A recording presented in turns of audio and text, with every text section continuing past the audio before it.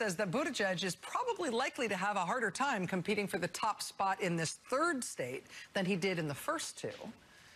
In fact, in Nevada, Sanders is so confident in his standing that after the debate tonight, he is not even staying in Nevada ahead of Saturday's caucuses.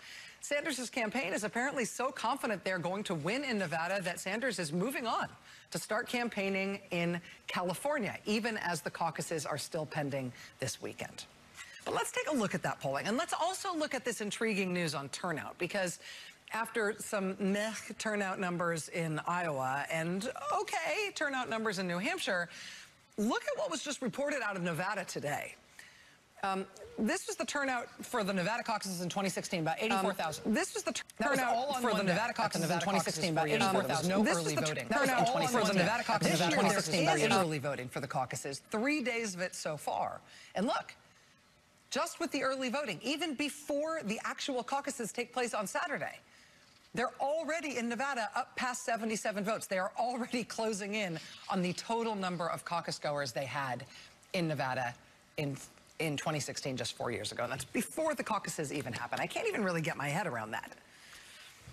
Joining us to help us get our heads around that and figure out what that means is the great Steve Kornacki. Steve, thank you so much. Please help me understand the significance of those numbers in Nevada. Yeah, well, it's a bit of an open question. We can put them back on the screen there. Of course, this early caucus in Nevada, this tradition is a very recent tradition there. It dates back to 2008. So we've had all of 2 Democratic caucuses to compare to. As you mentioned, the turnout was about 84,000 last time around in the Obama, Clinton, Edwards race of 2008. Very high Democratic interest year. It was about 117,000 in change. So you mentioned that number now, over 70,000 in the early vote. Here's the thing. We don't know exactly how much of the final share that's going to be, but we do know that in Nevada, early voting is very popular with people. In the 2018 midterm elections out in Nevada, about 2 out of every 3 votes that were cast statewide in that general election ended up being cast early, 2 out of 3. So there's a chance here that that 70,000 and change that's been reported now by the state party could be the lion's share of all of the vote. But certainly you are getting close to that 84,000, raises the question of if you're going to get over 100,000, potentially challenge that 2008 mark. Of course, in these first 2 contests so far, turnout we saw in the Iowa caucuses, it was close to flat with 2016, only up a couple thousand. In New Hampshire, a more dramatic uptick from 250,000 turnout in the Democratic primary in 2016 up to nearly 300,000. In fact, that number in New Hampshire, that 2020 number, that was higher than the 2008 New Hampshire Democratic primary, the Obama-Clinton one. So that was more a significant uptick right there. In terms of the lay of the land here in Nevada, you mentioned this. This is the average of all the polling that's out there right now. Obviously, Sanders here, his campaign has been talking up the possibility. They say they're confident in his support with Hispanic voters, a reason potentially he'd be ahead here. But I caution you on the polling in Nevada, A, there isn't a lot of it. B, it is a hard poll, a hard state to poll, a reason why there isn't a lot of it. So that adds some suspense into Saturday's results. You got some polling out there. It's limited in its scope, and again, difficult state to poll. We mentioned Sanders' campaign saying they think he's got some significant support with Hispanic voters. This is the first state where you really have a significant non-white voting bloc here. You see about a quarter that's Hispanic or other, largely Hispanic here. Also double digits for the first time. We're going to have more than 10% here. Really, for the first time, we're going to have more than 3% of the Democratic electorate is African-American in Nevada. These are numbers based on 2016 turnout in the Democratic primaries and caucuses back then. So you will have a much more diverse electorate here. And one more thing I got to mention, this is the first caucus since Iowa. You remember all the issues in Iowa. We don't know if there are going to be issues like that here again in Nevada. There are some possibilities here. I can tell you Tom Perez, the chairman of the Democratic National Committee, has told the Associated Press that he doesn't know if there will be results that are announced on Saturday. Keep that in mind here. Remember, what the DNC has mandated in 2020 for caucuses like Nevada and Iowa that had never been the case before is they say you have to report out 3 sets of numbers. You know, the initial preference when people first show up at their caucus sites or at their early voting sites. There's the reallocated preference, you know, after you account for the candidates who didn't hit 15% in precincts, and then the final results. It's the first time they've ever required that. I think that was a significant reason for all those delays out in Iowa. They had all sorts of errors with this number doesn't align with that number. This shouldn't look like that. Is that going to happen here again in Nevada? The state party insists that the tools that were used in Iowa that caused some issues out there will not be used out there in Nevada. But again, you've got folks dealing with numbers they haven't had to deal with before. These are volunteers at the caucus sites. There's this Google sheet that the state party has come up with to input results into. You've got to deal with this huge early vote to put that into the mix for the first time. And you got the chairman of the Democratic Party saying no guarantee here in his mind that you're actually going to get results on Saturday. We had that 24-hour delay in Iowa, nearly 24-hour delay. We'll see if that happens again. The fact that they've got early voting in Nevada right now and they didn't have it in 2016, is that giving them an opportunity to work any of the kinks out? Or is it highlighting that there might be logistical difficulties? Is the early voting going smoothly? Well, it's tough to say because here's the catch with it. You have all of these precincts where people are going to go on Saturday to participate in caucuses. You do not have one early voting location for every one precinct caucus location. You have fewer early voting locations. So what's happened is you go to these early voting things and you basically fill out, here's my first choice, here's my second choice, here's my third choice. It's almost like ranked choice voting.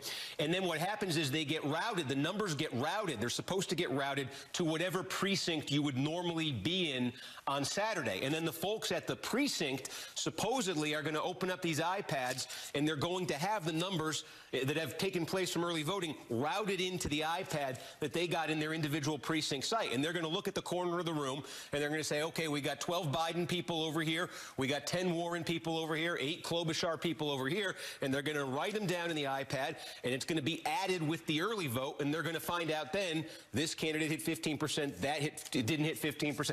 That's supposedly how this is going to work on Saturday. Never happened before, so it's an experiment. Oh, my God. A, it's never, I mean, A, caucuses are hard to begin with. B, they've never done it combined with the early voting. And C, no pressure after what just happened in Iowa. Exactly. What could possibly go wrong? Steve Kornacki will be checking back in with you later on this hour. Thank you, my friend. Rachel. All right, much more to come tonight as we gear up for tonight's Democratic presidential debate. We are awaiting live remarks from the debate stage, including from former Senate Majority Leader and Nevada power broker Harry Reid, who says that he is uncommitted in the caucuses already. We're also going to be hearing from Tom Perez, the Democratic chairman. The candidates will be arriving soon. It's debate night. Woohoo! Stay with us.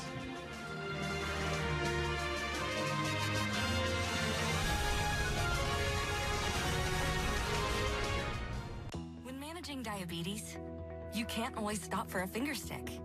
With the Freestyle Libre 14-day system, a continuous glucose monitor, you don't have to. With a painless 1-second scan, you can check your glucose with a smartphone or reader, so you can stay in the moment, no matter where you are or what you're doing.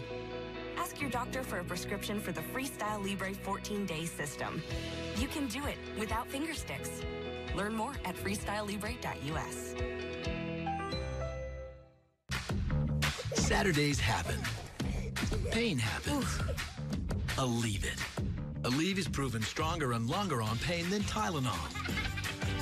When pain happens, Aleve it. All day strong.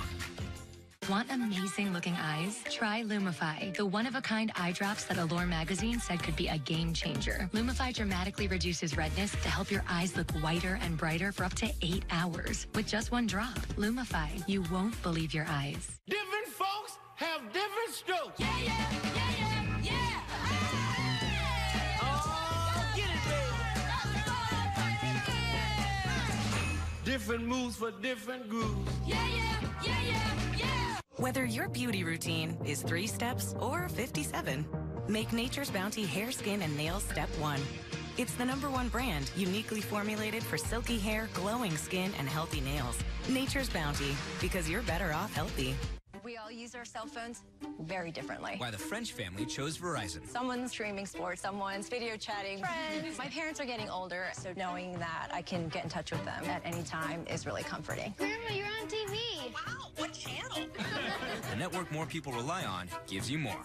Like plans your family can mix and match starting at just $35, a year of Disney Plus included. And now, get a Verizon Stream TV on Us for access to all your favorite shows and movies in 4K. That's Verizon. Feel alive. Framebridge, the living room. Framebridge, upstate.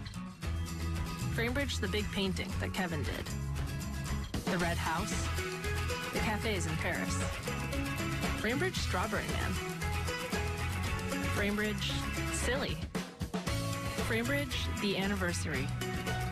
Framebridge, a wall of us. You can Framebridge just about anything.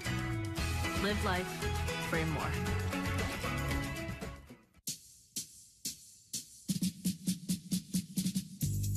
The Real. Authenticated luxury consignment. From Gucci, Hermes, Louis Vuitton, Rolex, Cartier, and hundreds more at up to 90% off retail. All authenticated by our experts. Shop authenticated luxury the sustainable way, only at The Real.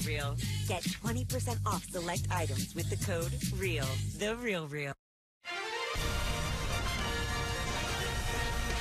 Welcome back to our coverage of the Democratic candidates debate, which is about to start in Las Vegas, Nevada. We are starting to see Nevada officials and Democratic Party officials addressing the crowd, telling them what's going on. We've seen a couple of candidates arrive within the past few minutes. Senator Amy Klobuchar looking very happy as she arrives with some of her staff tonight to take their place on the stage.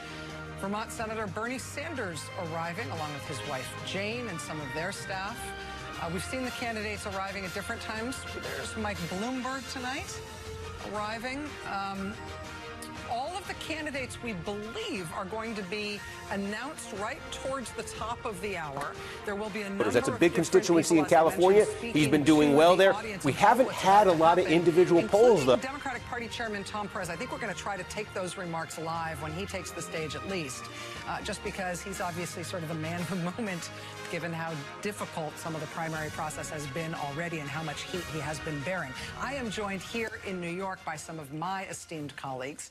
Jason Johnson is politics editor at The Root. Claire McCaskill, former U.S. Senator from the great state of Missouri. My colleague and friend Joy Reid, the host of AM Joy. And Robert Gibbs, former White House press secretary under President Obama. It is great to have you all here tonight. It's very exciting. Yes. First of all, 6 people on the debate stage. Second of all, a new guy. Obviously, everybody is going to be craning their necks and try to figure out the Bloomberg factor here. But all of these candidates have a ton riding on what happens tonight, don't they, Claire? Oh, yeah. And it really, Bloomberg is going to get incoming. It's going to happen. There are going to be massive swings taken at him. And the issue will be, how does he respond to those swings? He has to know it's coming. He does. Preparation is presumably half the this battle, is a guy who, is famous for being prickly when people criticize him. Will he take the criticisms and pivot and punch back with something positive in his record? Or will he dig in? And, I mean, we have a guy in the White House that's no fun to hang out with. I think it's going to be hard for Bloomberg if he gets prickly to really sell himself and connect with the American people. So there's a lot of pressure on Mike Bloomberg tonight, Joy, and the others. If you were advising Mike Bloomberg about how to prepare for tonight, I mean, obviously, everybody in America knows that he's running for president because he's buried each one of us individually in our own personal ads. Yes. I mean, approaching $500 million in ads already when only 2 states have run, and he didn't compete in either of them. So he has to know that that kind of incoming is coming, like Claire's describing. But how do you prepare? How do you, what's his best showing? Well, I mean, if you wanted to, like, conspiracy theorize, you'd almost think that he was dumping all the oppo on himself over the last couple of weeks because he's been preparing for it by having to respond almost every day to another new revelation. So he's actually been prepping in public. And I think a lot of his surrogates, even on, on our shows, have been coming on and prepping to respond. And I think for Michael Bloomberg, his focus needs to be 1600 Pennsylvania Avenue. Because the case that Michael Bloomberg is making is not that he's the best Democrat, is not that he's the most appropriate person as a human being, not that he's the nicest guy, but that he can take out Donald Trump. And so I think as long as he is owning whatever his problems are and apologizing when he needs to and redirecting it at Donald Trump, then I think that helps him. And he has to also remember that I think the biggest incoming from him is not so much Bernie Sanders, who we kind of know what he's going to say. It's Elizabeth Warren. Because for Elizabeth Warren, there is nothing better for her campaign and no better lifeline than to have the billionaire, the biggest billionaire on the block, right there on the stage with her. Yeah, she needs to come. And to that point, I mean, Jason, I'll put this to you. It seems like, you know, Bloomberg has a few different options in terms of how he's going to make the 1600 Pennsylvania Avenue argument. I mean, he could just run as the human embodiment of a lot of money. Yes. So you don't have to like anything about me other than the number of zeros. I believe the path is littered with $1,000 bills. Yes, That's actually his direct path. You may not like anything about me, but I, based on my money alone, can beat him and therefore disregard anything else about me. Or on the debate stage, he can say, yeah, I got a lot of money, but the reason that it's going to help me beat him is because the American people will prefer me in the voting booth. They will prefer me. I'm the less toxic version of Donald Trump. I've actually been watching Mike Bloomberg's debates in 2009 with Thompson, and a couple things came across. Yes, it's 10 years ago, but it's the only data we can really sort of go from. Number one, it's not just that he's prickly. He's not particularly warm, but this guy can bury you with numbers. He can explain a lot of different things very well about what he's done. He can make it short. He can make it pithy. And also, he's very good at throwing numbers at you that sort of counter the criticisms you have for him. They talked about, hey, what are you doing about working class people? What are you doing about poor people? And he's like, well, this is what the middle class is, and this is what the middle class numbers are, et cetera, et cetera. So I wonder if we're going to see smart Bloomberg, who comes out and says, look, this is what I've done. This is what I've accomplished. By the way, I have a $1,000 bill for everybody. Look under your seats, right?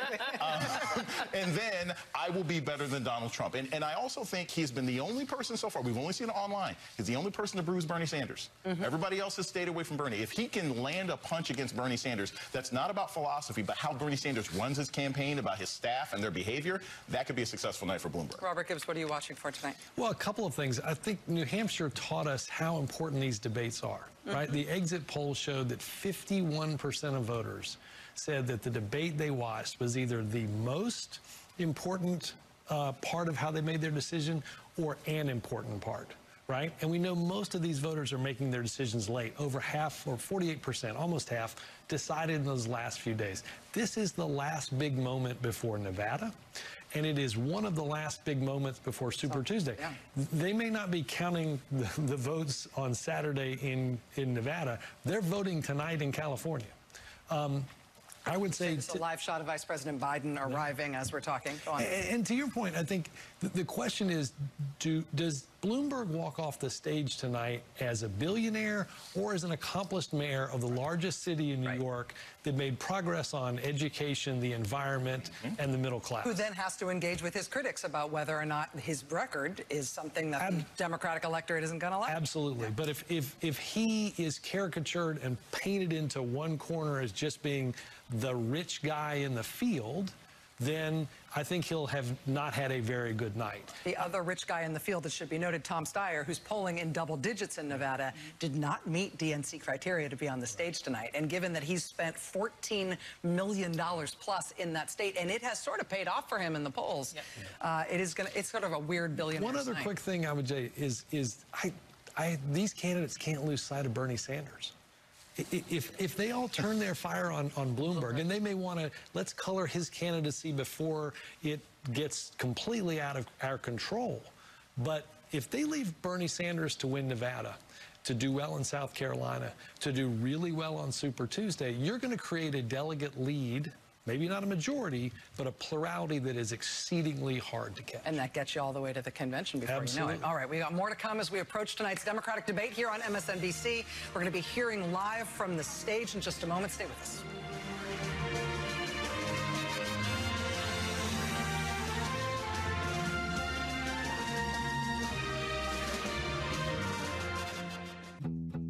It's just a quarter, right? But what if Acorns automatically saved that quarter every time you bought coffee for a month? What about a year? 10 years? And what about the change from food, movies, parking, gas? What about the change from everything you buy? And what if Acorns invested it all in the market where it can grow through the power of compound returns? What if you didn't have to change your life to change your life? Then it's not just a quarter, is it? The world's newest ocean cruise line is yet again a world's best. Viking's elegant ships deliver a superb, inclusive experience with enriching shore excursions, alternative dining, all-veranda staterooms, Wi-Fi, and much more. We're very proud to have been named a world's best 4 years in a row by Travel and Leisure readers. Learn more at vikingcruises.com. You're nervous, but I promise you, they haven't been through what we've been through. They don't know what it's like to get knocked down, to have to get back up again.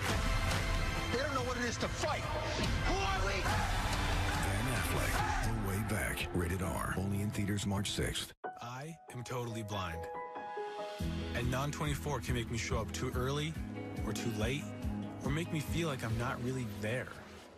Talk to your doctor and call 844-234-2424. Whether your beauty routine is 3 steps or 57, make Nature's Bounty Hair, Skin, and Nails Step 1. It's the #1 brand uniquely formulated for silky hair, glowing skin, and healthy nails. Nature's Bounty, because you're better off healthy. Want amazing looking eyes? Try Lumify, the one-of-a-kind eye drops that Allure magazine said could be a game changer. Lumify dramatically reduces redness to help your eyes look whiter and brighter for up to 8 hours. With just 1 drop, Lumify, you won't believe your eyes. A sommelier searches for the perfect wine. But I hear a different calling, the call of a schmear of cream cheese. For I am a sommelier. I practice my craft at Philadelphia. Here, we use only the freshest milk. Cat one, go, go! And the finest ingredients. What is this? Until perfection is achieved. He's ready. Schmears! Philadelphia, schmear perfection. The Bissell Crosswave Cordless Max lets you vacuum and wash your floors at the same time. Dry messes, wet messes. It even freshens area rugs. It releases clean water and Bissell formula. Microfibers mop while soft bristles scrub and sweep, and powerful suction pulls the dirty water into a separate tank. It's cordless for cleaning freedom. It even cleans itself. And when you buy Bissell, you help save homeless pets. To learn more, go to BissellCrosswave.com. Hiring is challenging, especially for a pivotal role. It definitely felt like we were looking for a needle in a haystack. So Dylan used ZipRecruiter. He posted his job, ZipRecruiter sent it to over 100 top job sites, and then matched his job with qualified candidates. We were very impressed with how quickly we had quality candidates apply through ZipRecruiter. It's very important that we choose the right people, and ZipRecruiter's been able to help us do that. ZipRecruiter, the smartest way to hire. Try it for free at ZipRecruiter.com/star. Welcome back to our coverage of the Democratic candidates debate tonight. We are keeping an eye on the stage. Over the next few minutes, we are expecting Nevada power broker, former Senate Majority Leader Harry Reid to speak. We're expecting the chairman of the Democratic Party, Tom Perez, to speak. We're expecting Lester Holt to introduce all of the candidates. We're expecting to see all the candidates at their podiums. I want to bring into the conversation now Maria Urbina. She's National Political Director for the Indivisible Project. She's also a former vice president at Voto Latino, and she worked as an advisor to former Democratic Senate Leader Harry Reid. Maria, thank you so much for joining us. It's great to have you with us tonight. Great to be with you, Rachel. So as the eyes of the nation turn toward Nevada and toward this pretty wild Democratic candidates field, what do you think people should be looking for? People who aren't necessarily familiar with the dynamics inside the state, with how it's going to be different in Nevada to have so much more of a diverse electorate than we've seen in the first 2 contests this far. What should we have our eyes open for tonight? Well, the reason that it's important that we pay attention to Nevada is because it actually helps deepen the theory of winning for a lot of these candidates who need a base that's multiracial. And so folks who are competing here, candidates who are competing here, not only need to have a really strong working class coalition, they need to have a strong multiracial coalition. The Latinx community here is 30% of the state, and so it's very sizable. It's increasingly well organized. And in addition to that, for example, for the first time ever, we're seeing preference cards printed in Tagalog. That's because the AAPI and Filipino community is also really well organized here. So it's just a state that where you can really penetrate investments and program could really reach a lot of voters. Maria, let me really use that to... Oh, yep. I'm sorry to interrupt you for just a second. Oh, Your former boss, Harry Reid, is taking the stage. I want to make sure we get his remarks. We'll be right back with you. Great. Senator Reid getting a standing ovation as he comes out. Thank you. Thank you very much.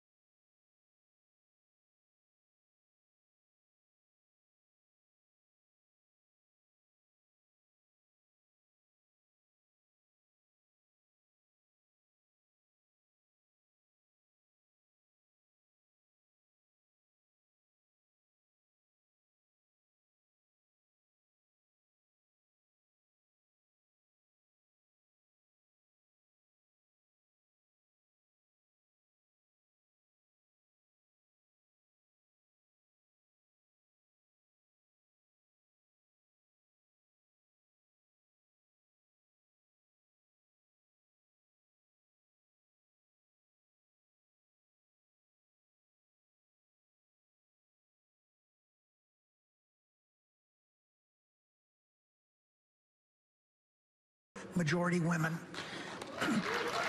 Now, just a little vignette here. When I came to the United States Senate, we had one woman, Barbara Mikulski.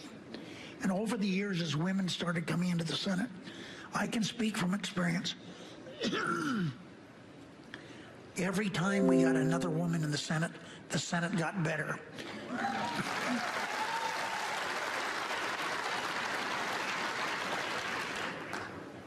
We saw the debacle in Iowa. We saw what happened in New Hampshire. Iowa and New Hampshire do not represent the makeup of the United States. And that's why pundits are saying, and I'm saying, that we should have Nevada as the first state to vote.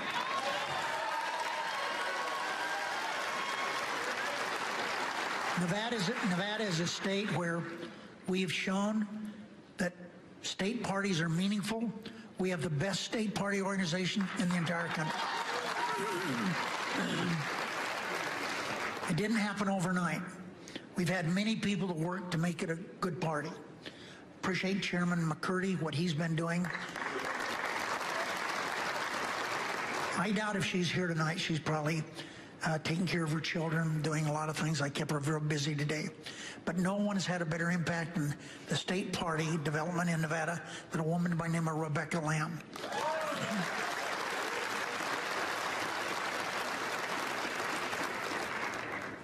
Nevada is a state that is representative of the country. It's diverse. It's heavily unionized. It's a state where everyone needs to recognize that tourism is a number 1, 2, or 3 economic driver in any state. And that's why when people come here, they need to talk about tourism, because it is important. It's important to Nevada and the rest of the country. Well, what are we going to do? The main thing we're going to do is thump Trump. Thank you very much. Nevada Senator Harry Reid getting a standing ovation in the room, both at his arrival and now at his departure. A legend in Democratic politics broadly, but a man who made the Democratic Party what it is in Nevada and had an incredible record. Claire McCaskill, I can't help but think that was a little shout out to you. Every woman added to the Senate made the Senate a little better. You know, Harry, this was not the most telegenic guy in the Senate, right? Yeah. He is so blunt. He is so, it is so refreshing to remember the meetings with Harry when you would think you were just getting rolling, explaining something, and he'd be like, I'm done. Yeah. It was like the thump Trump is this classic Harry Reid. And then he's out. We're out. And I will give Harry credit. He was nervous about women because he had not always had a record that was impeccable from a perspective of reproductive freedom. Mm-hmm. And as a result, he was always reaching out to the women, always pulling the women in his office, always empowering the women of the Senate to take on more responsibility. And clearly, it still means a lot to him. And that's a good message to hear tonight as this debate begins. Let me bring Maria Urbina back into this conversation as a female former staffer to Senator Reid. Maria, I'm sorry I had to interrupt you there, but I figured you wouldn't mind because that is your former boss. Senator Reid, we're just talking here in the panel, has been you almost can't overstate how effective he has been within the state at making it possible for Democrats to win there and for making such an impressive Democratic operation in that state, right? That's right, and the senator is correct in saying that Senator Reid really invests in the leadership of women. When I think about my time in his Senate office, when I think about my time on the campaign in 2010, it's largely women who are running most of his operations, and it's women that he looks to oftentimes. Another piece that folks don't know in sort of drawing why Nevada is important, when Senator Reid ran in 2010, everyone said he was out of here. He was a dead man walking. And he squarely won that race, and you can look it up, because Latinos and immigrants in this state really showed up. And so the reason Nevada is important, the reason it matters, is that that translated to how Senator Reid governed. It translated to how he led the Senate. And if you talk to many immigrant rights organizations, they will remember the work that Senator Reid did. And it always, you know, it wasn't always perfect, but it stayed with him when he saw communities organize and show up in these elections. And so for Nevada to be on display tonight, to have these candidates competing in a place where these issues are so resonant, the rest of the country gets to talk about how can we expect these candidates to govern as they look forward after Trump. Maria Urbina, National Political Director for the Indivisible Project. Thank you so much for taking time to be with us tonight. We're excited to have you here. Thanks a lot. I will say we're going to be, I think, turning around in just a second, go back to the stage. We're about to hear from Tom Perez, who is the national chairman of the Democratic Party. Robert, let me go back to you on this issue about organizing and the effectiveness of the party apparatus. Obviously, we're all, we're a little worried about how the party is going to operate the actual caucuses in terms of turning around results and the logistics. Well, now let me cut myself off here because Tom Perez is coming out of the stage. I'll get back to you. I'm sorry. I apologize. Tom Perez, chairman of the Democratic Party. One of the most impactful senators in American history, Senator Harry Reid. Thank you for what you've done. Senator Reid, you've got tenacity. Nevada is called the battle-born state for a reason. You've got tenacity, and that's why I'm so confident that you are going to help us win this battle against Donald Trump. Because as you know, Democrats had incredible success here in 2008, as people have outlined. Steve Sisolak, your governor, one of the most remarkable people I know. We sent Dean Heller packing, and you know what? That's a lesson for every Republican out there. If you're coming after people's health care, we're coming at you for your job. In 2016, it was Joe Heck. And you know what? Nevadans said, heck no. In 2018, it was Dean Heller, and Nevadans said, hell no. And you know what? Let's give it up for the two women who replaced them, Senator Rosen, Senator Cortez Masto. Let's give it up for Congresswoman Titus, Congresswoman Lee, Congressman Horsford. Folks, you got a great bench. You got a great team. And these victories happened because of one simple word: organize. The Nevada Democratic Party and countless volunteers and partners organized and lifted up diverse communities across every inch of this state. From our Native American and Filipino brothers and sisters to our African American and Latinx brothers and sisters, Nevada is truly a microcosm of America. And that's exactly how we're going to win again in November. This president may have his Twitter accounts, but we got our clipboards, and we got our organizers, and we're organizing to protect our health care. We're organizing to protect the right to form a union. We're organizing to protect a woman's right to control her own body. We're organizing to protect immigrants. We're organizing to combat climate change. We're organizing right here in Las Vegas, the site of the worst mass shooting in American history, so that we can take the fight to the NRA and end gun violence once and for all, and we will do that. As others have mentioned, we're already at 70,000 early voters here. And to give you some perspective, in 2016, 84,000 people turned out in total on caucus day. And folks, we're still 3 days out from caucus day, and this comes on the heels of record-breaking turnout a week ago in New Hampshire.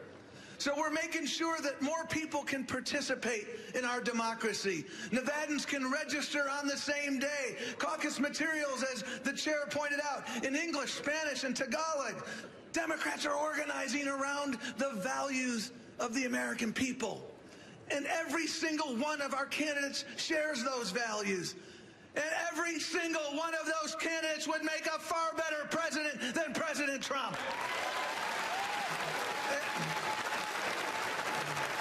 And the American people think so too. The latest Quinnipiac poll from a week ago and a Washington Post poll from today shows that every single candidate on this stage would defeat Donald Trump in a head-to-head matchup, folks. That's why, folks, that's why no matter who makes it to the mountaintop, we will unite behind our eventual nominee. The Democratic Party is a family. Families often have spirited discussions. Come to my house at Thanksgiving. But you know what, folks? That's healthy. And when we take on Donald Trump, we know we will come together and do it together. Because our unity is indeed our greatest strength and his worst nightmare. And now, make no mistake about it, though. This battle won't be easy. But whenever I feel myself getting tired or cynical, I think of all the people across this great state in this great country who are counting on us to succeed. I think about the workers I met in casino kitchens who are struggling to put food on the table for their families. I think about the homeowners that I met here in Nevada whose homes were foreclosed because predatory lenders made Nevada a foreclosure haven in America. Shame on them. I think about children like 9-year-old Adelida Reynoso, who was separated from her mother, Maria, at the border 2.5 years ago because of the bankrupt policies of this president. And she talks to her mom on FaceTime. She should be hugging her mom. And the first words she learned in English were, "They separated us." She deserves a better America. I think about the people with pre-existing conditions who might lose their health care if Republicans get their way. I think about the parents who have to choose between paying rent and paying for insulin. I think about the seniors and people with disabilities who will be harmed by Trump's threats to cut Medicare, Medicaid, and Social Security. I think about every dreamer still striving for that same promise of opportunity that brought my parents to this country so many years ago. Together we will build the future they deserve, and we will do it together.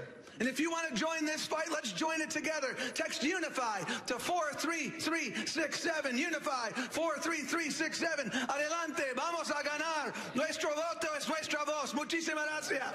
Thank you so much.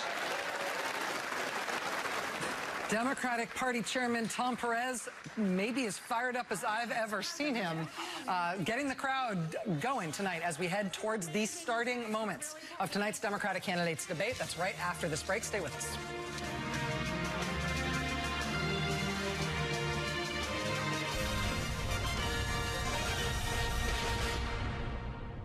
And they found themselves in a magical land. And then what happened? Where's our family from?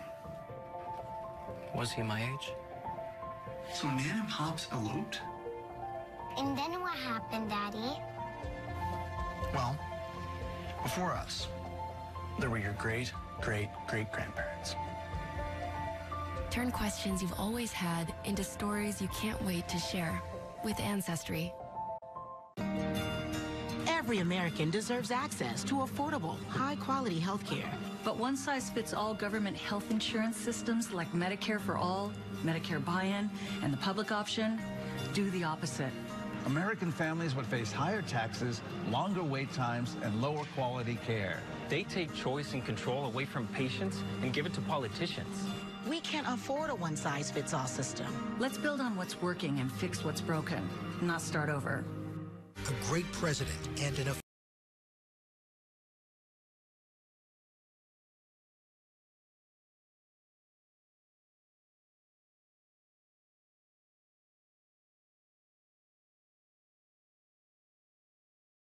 extraordinary leadership. I share your determination to bring this country together to finally make progress for the American people.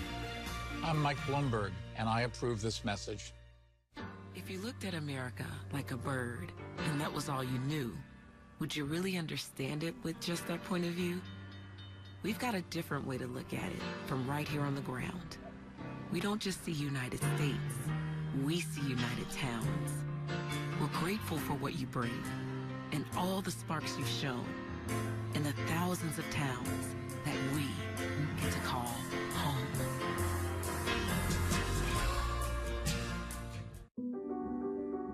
When our voices go on record, what will we say? We all want different things. We all dream different dreams. But that's what makes us, us. There's power in deciding for ourselves, even if we don't agree. Because this isn't really about finding common ground. It's about finding our footing on uncommon ground and being open to standing there together.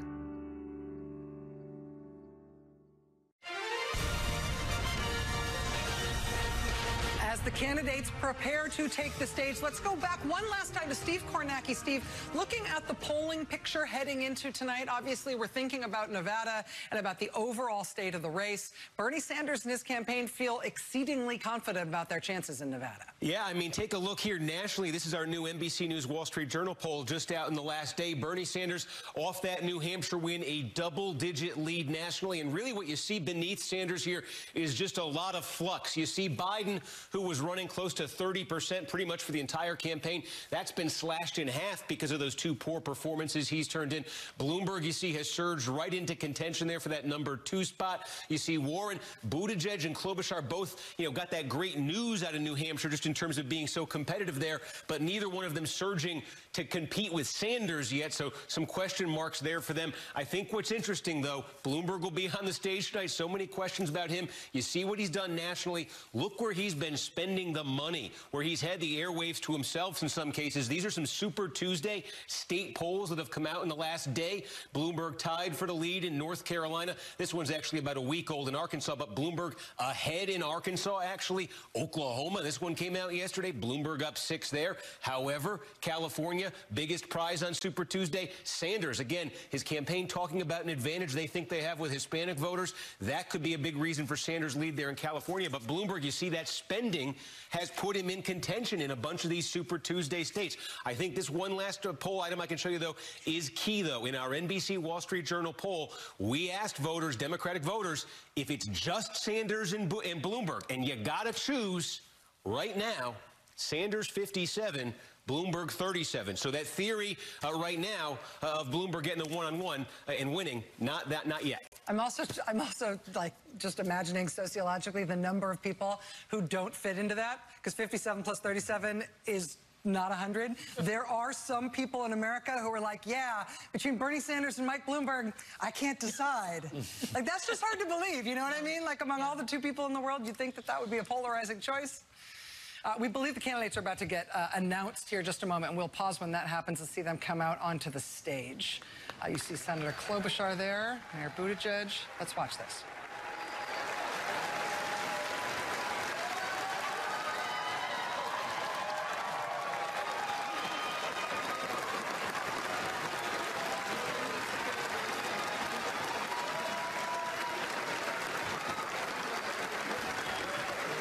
Senator Amy Klobuchar, Mayor Pete Buttigieg, former Vice President Joe Biden, Senator Bernie Sanders, Senator Elizabeth Warren, and former New York City Mayor Mike Bloomberg. These 6 contenders who are about to take their positions at the podium tonight. This is the first time we've seen Mayor Bloomberg on the stage at all. The polling questions around Bloomberg are big black boxes because they reflect the amazing amount of money that he has spent, but this will be the first time he competes in the flesh with these other contenders. Robert Gibbs, let me ask you about the speech that we just heard from the Democratic Party chairman, Tom Perez. Organize, organize, organize, organize. Talking about that being the secret to the success of the Democratic Party in terms of lining up a Democratic congressional delegation in that state. Right. But he's saying that's also the key to the Democrats winning in 2020. How do you assess the organizing capability of the Democratic Party right now? Well, let's hope that they're counting votes on Saturday and not into next week, and I think that will give us some indication. But look, if you look at the campaigns that Harry Reid ran, focused on the early vote, making sure you identify who you need to get out and get them out quickly. Mark them off as having voted. And look, this is a great opportunity for the campaigns to hone their messaging and their operations, because as we've talked about this increase in Hispanic vote that is happening now that we haven't seen in 2 90-plus white states, understand, too, the 2 biggest prizes on Super Tuesday, California and Texas, are going to have electorates in excess of 30% that are Hispanic. And so understanding how to talk to, energize, activate, and get those voters to the polls is a huge task, Herculean for these candidates, and it's a great proving ground because, as both Harry Reid emphasized, it looks a lot more like America than the first 2 states. And the Sanders campaign very confident with their standing with voters of color. Do any of you see any particular skill, any particular deftness when it comes to any of these candidates who are on the stage tonight in terms of speaking to Latino and African-American voters? No, any not of at them? all. None. Are you sure? No. I want to make a abundantly clear, not at all under any circumstances are any of them really good, and most of them have excruciatingly problematic records on certain issues that have to deal with black voters. But I would say that Sanders' success with Latinos is in large part because the Latino population is also very young. And a lot of the voting population is young, and he's very popular with young people. Well, and you've also got a really strong generational divide within African-American voters that is not so much true with Latino voters. Where older African-American voters, it's not about passion, it's about beating Donald Trump. But for younger Black and Latino voters, Sanders does represent a real movement to them. And it is genuine. It's just that it seems to be a bit age limited. So the question for him is, can he expand this really, passionate, young, multiracial base upward in age to the people who actually are reliable Particularly voters. Given that even, with the varying turnout numbers that we've seen, it's an older electorate that is turning out. Right. We have not seen a spike in young turnout. Claire, in terms of thinking about how these candidates are looking at each other and sizing each other up tonight, is there a way that any of them can succeed without destroying one of the other one? Is there a way that you've seen Senator Warren try to do that a few times, saying, I'm not going to go after X, Y, or Z. I'm instead going to talk about something we'd all be better at. You saw Tom Steyer do that a few times. Yeah, you see Elizabeth, and Elizabeth was in the progressive lane, but then she tried to start to get to the middle a little bit and kind of got stuck. And so you've got Bernie over here with the progressive wing, the younger progressive wing, kind of locked down. And everyone else is splitting up everything else. So the irony is they need to get along and coalesce unless Bernie's going to be the nominee. I mean, that's kind of the option here, one or the other. And so I think politics is going to play out like it always does. Whoever's ahead is going to get some incoming. And I think Bloomberg is going to get it because it's his first time out and they want to kill him now. And I think Bernie will get a little incoming tonight. But this is a huge, huge moment. This really is a moment where each of these campaigns has to say, I have to make my momentum tonight. Yes. Because let's be Every clear, single one of them. Let's be clear, a series of third-place finishes isn't going to make you the nominee. No. But let's be clear, neither is a series of second-place finishes. Yes. Right? There is one medal winner in this whole thing. That's right. And these... It's called California. Right. And California moving into Super Tuesday California and Texas being on the same day is huge. It's a third of all the delegates. I'd love to see a Texas poll because that also is delegate rich and very, very important. High Latina population. But that California poll, now that's not how California is going to end up. But you have to be at 15% to be viable. That's right. If that poll were the outcome, Bernie Sanders would walk away with 416 pledged delegates that night. Because nobody else is at 15%. And then game over. That's again, there's campaigns tonight that are looking at both sides of this. They can't let Bernie go. They can't let Bloomberg go. And I think the other thing that's important tonight is I still think these people have an opportunity to sort of sell themselves to the public. I don't buy this narrative that there's this liberal wing and there's this moderate wing. Mike Bloomberg is not a moderate. He's a conservative Democrat now. And I don't think most people really believe he's a Rockefeller Republican. Or a Rockefeller Republican until 15 minutes ago. I think the people who support Mayor Pete, they actually support Mayor Pete. It's not just because they're unhappy with Biden. The people who support Elizabeth Warren, they really still like her. So these people are all working from actual bases of support. No one has become the anti-Bernie candidate yet, and I don't think they should give up and just say, I'm the moderate choice yet. They've still got a group of people passionate about them that they can work with. Ultimately, what they've all got to be is the anti-Trump candidate. Right. And I will say, it is striking to see, we're going to see a fight tonight over, whose policy that is roughly in agreement with everybody else's policy is more appropriately means-tested to the third decade, Meanwhile, Donald Trump is dismantling the rule of law. And so you will see, that'll also be a contest tonight. And I think Bloomberg has helped focus the field on this in terms of who can turn their fire toward Trump in a way that is going to move Democratic voters. And are we going to see a candidate that shows empathy, decency, inspiration, right? Bill Clinton and Barack Obama inspired. They need a candidate to get out of the seats for. The Democratic candidates debate in Las Vegas begins right now.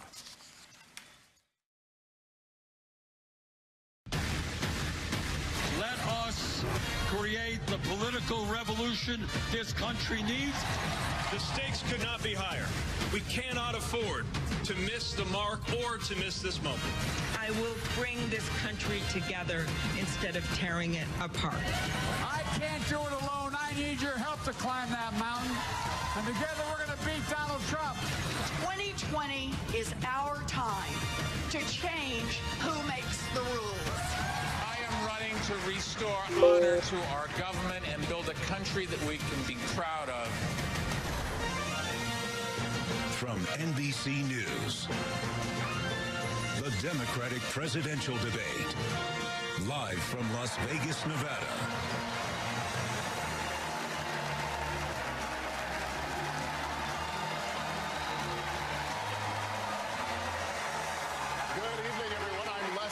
Welcome to Las Vegas. Everything is on the line tonight. We're just 3 days before the critical Nevada caucuses. Here with me on the stage tonight, NBC News political director and moderator of Meet the Press, Chuck Todd.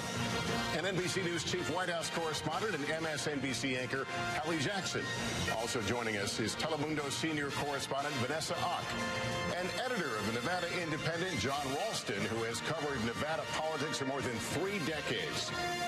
The rules are this tonight. Candidates will get 1:15 to answer each question and 45 seconds for follow-ups. Now that the stage is narrowed to 6 candidates, we encourage each of you to directly engage with each other on the issues. So let's get to our first question. Since the last time you all shared the stage, Senator Sanders, a self-described Democratic socialist, has surged into the lead nationally in the Democratic race. And there's a new person on the stage tonight, Mayor Michael Bloomberg, a former Republican who spent millions of his own dollars to run in this race. What hasn't changed, a majority of Democratic voters still say their top priority is beating President Trump. Senator Sanders, the first question to you. Mayor Bloomberg is pitching himself as a centrist who says he's best positioned to win in November. Why is your revolution a better bet? In order to beat Donald Trump, we're going to need the largest voter turnout in the history of the United States. Mr. Bloomberg had policies in New York City of stop and frisk, which went after African-American and Latino people in an outrageous way. That is not a way you're going to grow voter turnout. What our movement is about is bringing working-class people together, black and white and Latino, Native American, Asian American, around an agenda that works for all of us and not just the billionaire class. And that agenda says that maybe, just maybe, we should join the rest of the industrialized world, guarantee health care to all people as a human right, raise that minimum wage to a living wage of $15 an hour, and have the guts to take on the fossil fuel industry, because their short-term profits are not more important than the future of this planet and the need to combat climate change. Those are some of the reasons we have the strongest campaign to defeat Donald Trump. So Mayor Bloomberg, can Senator Sanders beat President Trump, and how do you want to respond to what else he said? I don't think there's any chance of the senator beating President Trump. You don't start out by saying, I've got 160 million people, I'm going to take away the insurance plan that they love.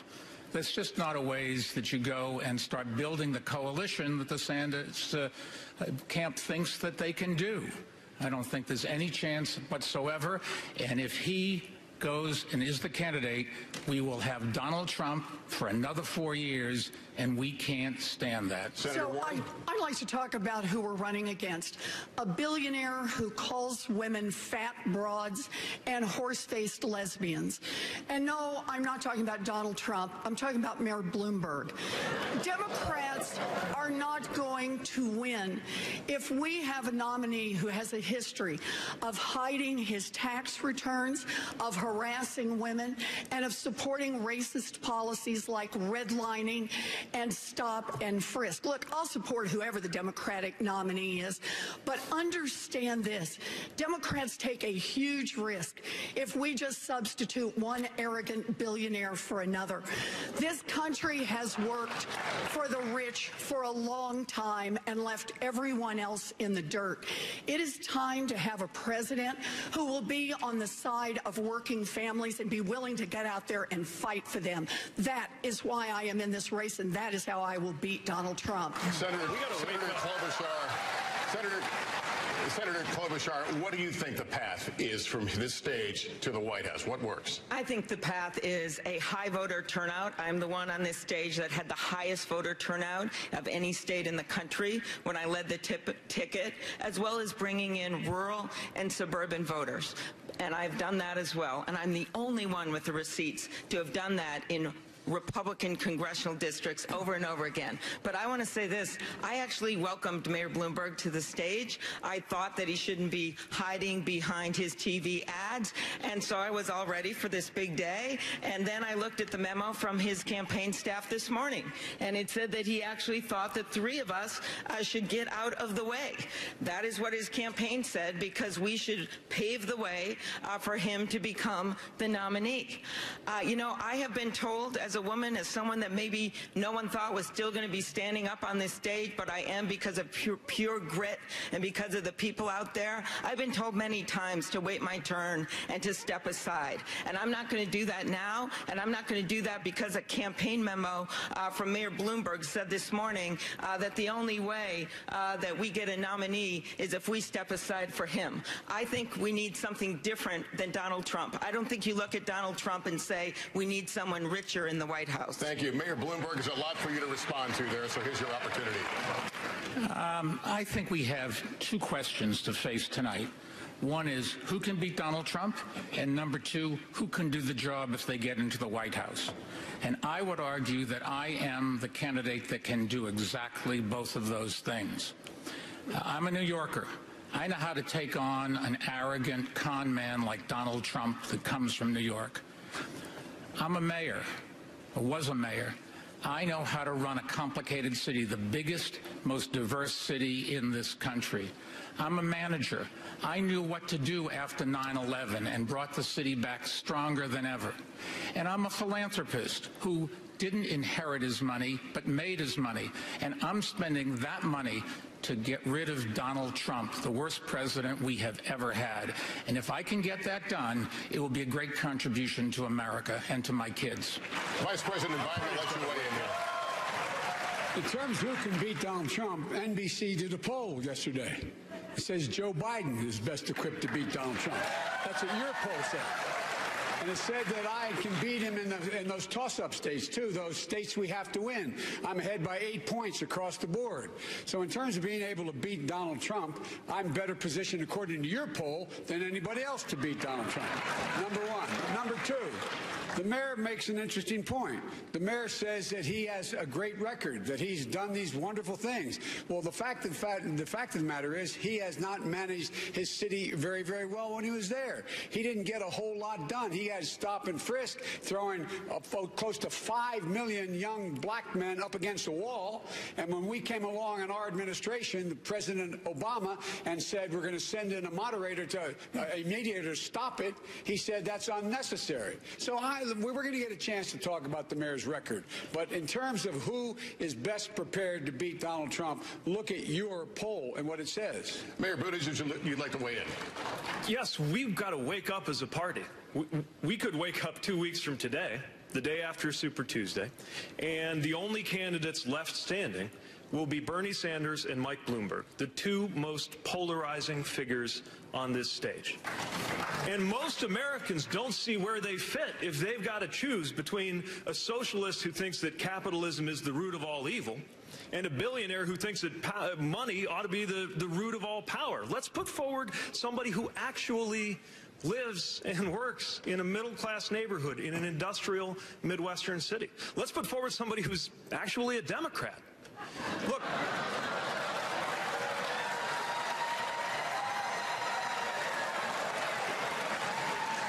we shouldn't have to choose between one candidate who wants to burn this party down and another candidate who wants to buy this party out. Look, we can do better. Senator Sanders, are you polarizing? If speaking to the needs and the pain of a long-neglected working class is polarizing, I think you got the wrong word. What we are trying finally to do is to give a voice to people who, after 45 years of work, are not making a nickel more than they did 45 years ago. We are giving a voice to people who are saying we are sick and tired of billionaires like Mr. Bloomberg seeing huge expansions of their wealth while 500,000 people sleep out on the street tonight. And that's so what we are saying, Pete, is maybe it's a time for the working class of this country to have a little bit of power in Washington rather than your billionaire campaign contributors. All right, look, first of all, I know.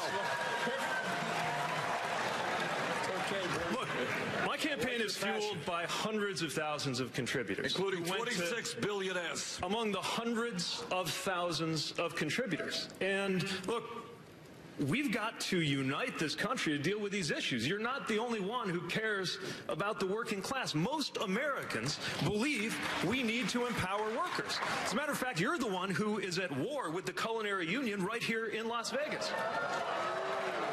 We have more union support than you have ever dreamed of. We have the support of unions all across this country. But the vision I'm putting forward has the support of the American people. Really? We can actually deliver health care without taking it away from anyone. We can actually empower workers and lift wages without further polarizing this country. And we can build a movement without having legions of our supporters online and in person. All right, candidates, thank you. I think it is Democratic figures, union leaders alike. Senator Warren, I have a question for you. On Sunday, on Meet the Press, Vice President Biden accused Senator Sanders' supporters of bullying union leaders here with, quote, vicious, malicious, misogynistic things. You said Democrats cannot build an inclusive party on a foundation of hate.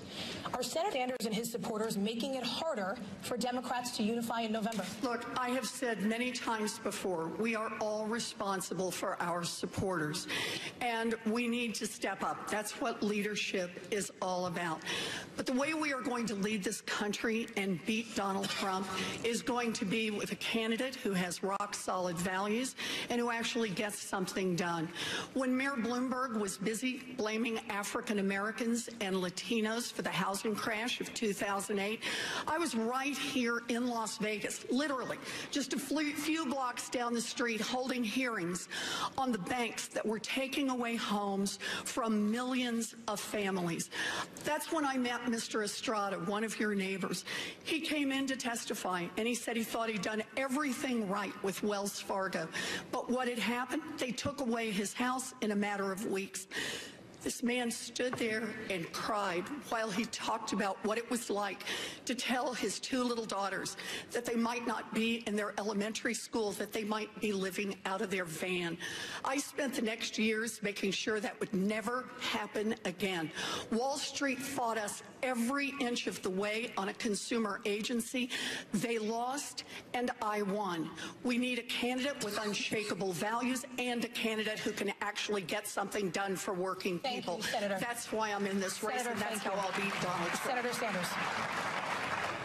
We have over 10.6 million people on Twitter, and 99.9% of them are decent human beings, are working people, are people who believe in justice, compassion, and love.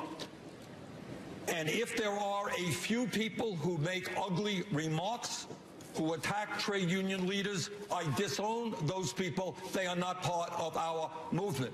But let me also say, what I hope my friends up here will agree with, is that if you look at the Wild West of the internet, talk to some of the African-American women on my campaign, talk to Senator Nina Turner, talk to others, and find the vicious, racist, sexist attacks that are coming their way as well. So I would hope that all of us understand that we should do everything we possibly can to end the viciousness and ugliness on the internet. Our campaign is about issues. It's about fighting for the working families and the middle class. It is not about vicious attacks on other people. Senator, when you say that you disown these attacks and you didn't personally direct them, I believe you. Well, thank you. But at a certain point, you got to ask yourself, why did this pattern arise? Why is it especially the case among your supporters? I don't think it is especially the case, by the way. That's just not true. Look, well, people know. Pete, if you want to talk to some of the women on my campaign, what you will see is the most ugly, sexist, racist attacks that are, I won't even describe them here, they're so disgusting. And let me say something else about this, not being too paranoid. All of us remember 2016. And what we remember is efforts by Russians and others to try to interfere in our election and divide us up. I'm not saying that's happening. but it would not shock me. I saw some of those tweets regarding the Culinary Workers Union. I have a 30-year, 100% pro-union voting record. Do you think I would support, or anybody supports me, would be attacking union leaders? It's not thinkable. But leadership is about what you draw out of people. It's about how you inspire people to act. And right now we're in this toxic political environment. Leadership isn't just about policy. I think, at least in broad terms, we're largely pulling in the same direction on policy. But leadership is also about how you motivate people to treat other people. And I think you have to accept some responsibility and ask yourself what it is about your campaign in particular that seems to be motivating this behavior more than others. Because in order to turn the page on the Trump era, we're going to need a president, not just a candidate who can win, but a president who can move us forward. Stop sexism on the internet. We could nominate a woman for candidate for President of the United States. I think that might go a long way if we showed our stuff as a party. And the other thing I want to talk about is really what is at the core of this issue between Senator Sanders and the Culinary Union. And that is this. These are hardworking people, housekeepers like Elizabeth and I met with last night, who have health care plans that have been negotiated over time, sweat and blood. And that is the truth for so many Americans right now. Thank you. There are 149 million Americans that would lose their current health insurance under Senator Sanders' bill. Senator, that's what it says on page 8, and I don't think we should forget that. On that note, I want to turn it over to my colleague, Chuck Todd. Senator Sanders, I'm going to stay on this topic, on the culinary, on this issue with the Culinary Union. Obviously, their leaders are warning their members about that your health care plan will take away their health care plan, take away private insurance completely. There are some Democrats who like you a lot, but worry that this plan, Medicare for All, is going to take away private insurance and that it goes too far. Are they right? No. Let me be very clear. 2 points. For 100 years, from Teddy Roosevelt to Barack Obama, this country has been talking about the need to guarantee health care for all people. And yet today, despite spending twice as much per capita, Chuck, twice as much as any other major country on earth, we got 87 million who are uninsured or underinsured. We got over 60,000 people who die every year because they don't get to a doctor on time. We're getting ripped off outrageously by the greed and corruption of the pharmaceutical industry, which in some cases charges us 10 times more for the same drugs because of their price fixing. 500,000 people go bankrupt every year because they can't afford medical bills. So let me be very clear to my good friends in the Culinary Workers Union, a great union. I will never sign a bill that will reduce the health care benefits they have. We will only expand it for them, for every union in America, and for the working class of this country. Senator Warren, you were all in on Medicare for All, and then you have since came up with a transition plan. Is it because of the impact on unions? So I want to be clear. I've been to the Culinary Union's healthcare facilities. They're terrific. You don't want to shut them down. You want to expand them. You want to see them all across Nevada and all across this country. But we need to get everybody's healthcare plan out here.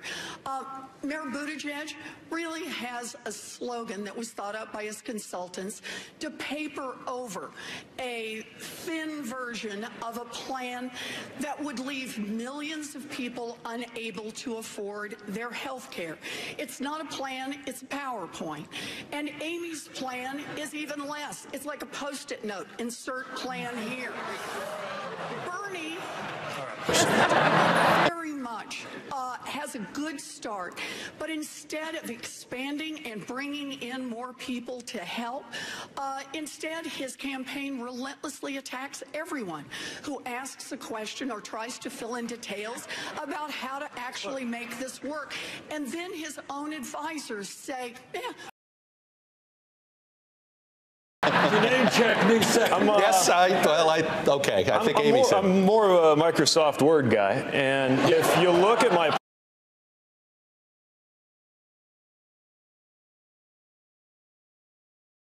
far beyond what was true even 10 years ago and what was available to President Obama at the time. There's a powerful American majority ready to undertake the biggest, most progressive reform we've had in healthcare in 50 years, just so long as we don't force it on anybody. What is wrong with that? All right, Can I respond to that? Let me go, Senator Klobuchar, and then I'll have you respond. Okay. All right, Senator Klobuchar. Well, I think the Post-it note came first, Senator. I don't know. I do think the Post-it note had I must say I take personal offense since Post-it notes were invented in my state. You should 3M us. 3M. Okay. So my plan is a public option. And according to all the studies out there, it would reduce premiums for 12 million people immediately. It would expand coverage for about that same number. It is a significant thing. It is what Barack Obama wanted to do from the very beginning. And the way I look at it, since we're in Vegas, when it comes to your plan, Elizabeth, and Bernie's on Medicare for All, you don't put your money on a number that's not even on the wheel. And why is Medicare for All not on the wheel? Why is it not on the wheel? Because 2/3 of the Democratic senators are not even on that bill. Because a bunch of the new House members that got elected see the problems with blowing up the Affordable Care Act. They see it right in front of them. And the truth is that when you see some troubled waters, you don't blow up a bridge, you build one. And so we need to improve the Affordable Care Act, not blow it up. Let me just. I will. You name check 3 of them. Let me get Senator Sanders in there. You were. Okay. Go ahead, Senator Sanders. Okay. We'll get you in, Miss. All right. We got a lot of people in here that we got hit. It's my turn, yeah? Yes, sir. Okay. Somehow or another, Canada can provide universal health care to all their people at half the cost. UK can do it, France can do it, Germany can do it, all of Europe can do it. Gee whiz, somehow or another, we are the only major country on earth that can't do it. Why is that? And I'll tell you why. It's because last year, the healthcare industry made $100 billion in profits. Pharmaceutical industry, top 6 companies, $69 billion in profit. And those CEOs are contributing to Pete's campaign and other campaigns up here. Let's clear this up. So maybe it is finally time that we said as a nation, enough is enough. The function of a rational healthcare system is not to make the pharmaceutical industry and the drug companies rich. It is to provide healthcare to all people as a human right, not a privilege. Mr. Vice President, no premiums, no Mr. Vice President, no deductibles. Let's go ahead. And then Senator Warren. Mr. Vice President and Senator Warren. Hey, I'm the only one on this stage that's actually got anything done on health care. Okay? I'm the guy the president turned to and said, go get the votes for Obamacare. And I noticed what everybody's talking about is the plan that I first introduced. That is to go and add to Obamacare, provide a public option, a Medicare-like option. It cost and increase the subsidies. It cost a lot of money. It cost $750 billion over 10 years. But I pay for it by making sure that Mike and other people pay at the same tax rate their secretary pays at. That's how we get it paid, number one.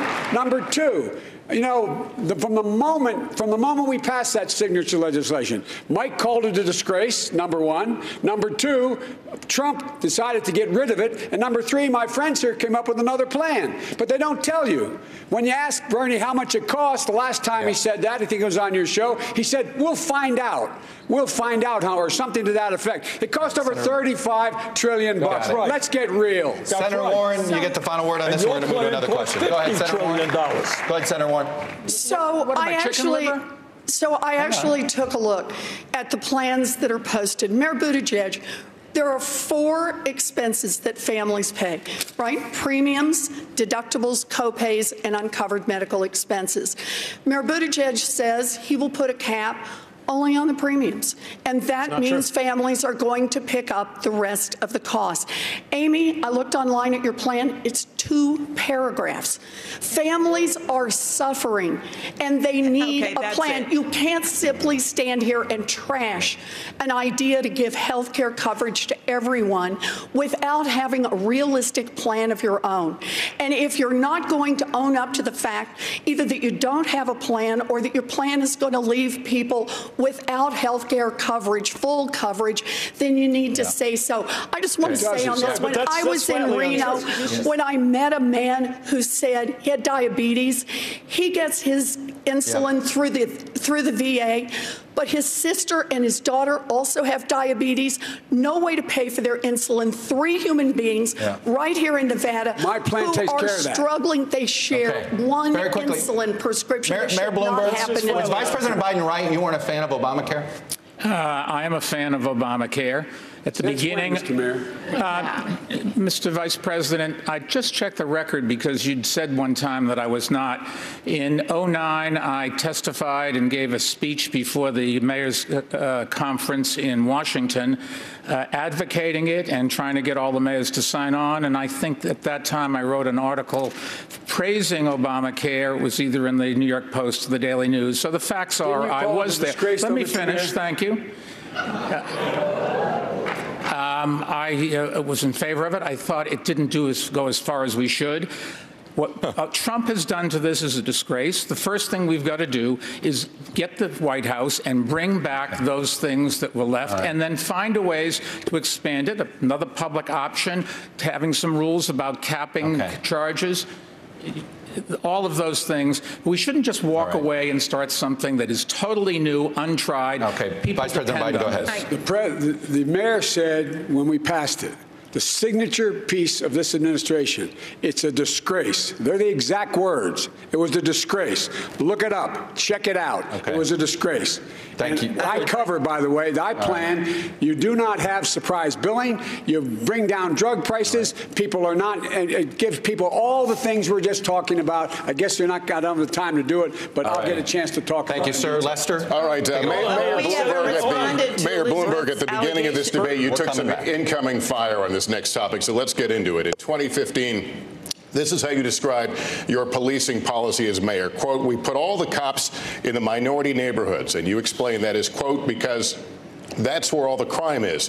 You went on to say, and the way you should get the guns out of the kids' hands is to throw them against the wall and frisk them. You've apologized for that policy, but what does that kind of language say about how you view people of color or people in minority neighborhoods? And I've sat down with a bunch of African-American clergy and business people to talk about this, to try to learn. I've talked to a number of kids who'd been stopped. And I was trying to understand how we change our policies so we can keep the city safe, because the crime rate did go from 650, 50% down to 300. And we have to keep the lid on crime, but we cannot go out and stop people indiscriminately. Mayor, thank you. Let me go to Vice President Biden on this. You want to respond to that? Yes, let's get something straight. The reason the stop and frisk changed is because Barack Obama sent moderators to see what was going on. When we sent them there to say this practice has to stop, the mayor thought it was a terrible idea we send them there. A terrible idea. Let's get the facts straight. Let's get the order straight. And it's not whether he apologized or not, it's the policy. The policy was abhorrent, and it was, in fact, a violation of every right people have. And we are the one. Our administration sent in people to monitor it, and at the very time, the mayor argued against that. This idea that he figured out it was a bad idea. He figured out it was a bad idea after we sent in monitors and said it must stop. Even then, he continued the policy. All right, Mayor, would you like to make a quick response to that? Yes, I would. I've sat, I've apologized, I've asked for forgiveness, but the bottom line is that we stopped too many people, but the policy, we stopped too many people, and we've got to make sure that we do something about criminal justice in this country. There is no great answer to a lot of these problems, and if we took off everybody that was wrong on off this panel, everybody that was wrong on criminal justice at some time in their careers, there'd be nobody else up here. And, Senator Warren. Let's be clear. I'm sorry, who did you call on? Senator Warren. Sorry. I do think that this really is about leadership and accountability. When the mayor says that he apologized, listen very closely to the apology. The language he used is about stop and frisk. It's about how it turned out. Now, this isn't about how it turned out. This is about what it was designed to do to begin with. It targeted communities of color. It targeted black and brown men from the beginning. And if you want to issue a real apology, then the apology has to start with the intent of the plan as it was put together and the willful ignorance day by day by day of admitting what was happening, even as people protested in your own street, shutting out the sounds of people telling you how your own policy was breaking their lives. You need a different apology. Senator, here, thank Mr. you. Mayor. Chuck, can I respond briefly? Let me get Senator Klobuchar. We're going to stay on this topic. We're going to stay on this topic, but I want to get something in here with Senator Klobuchar.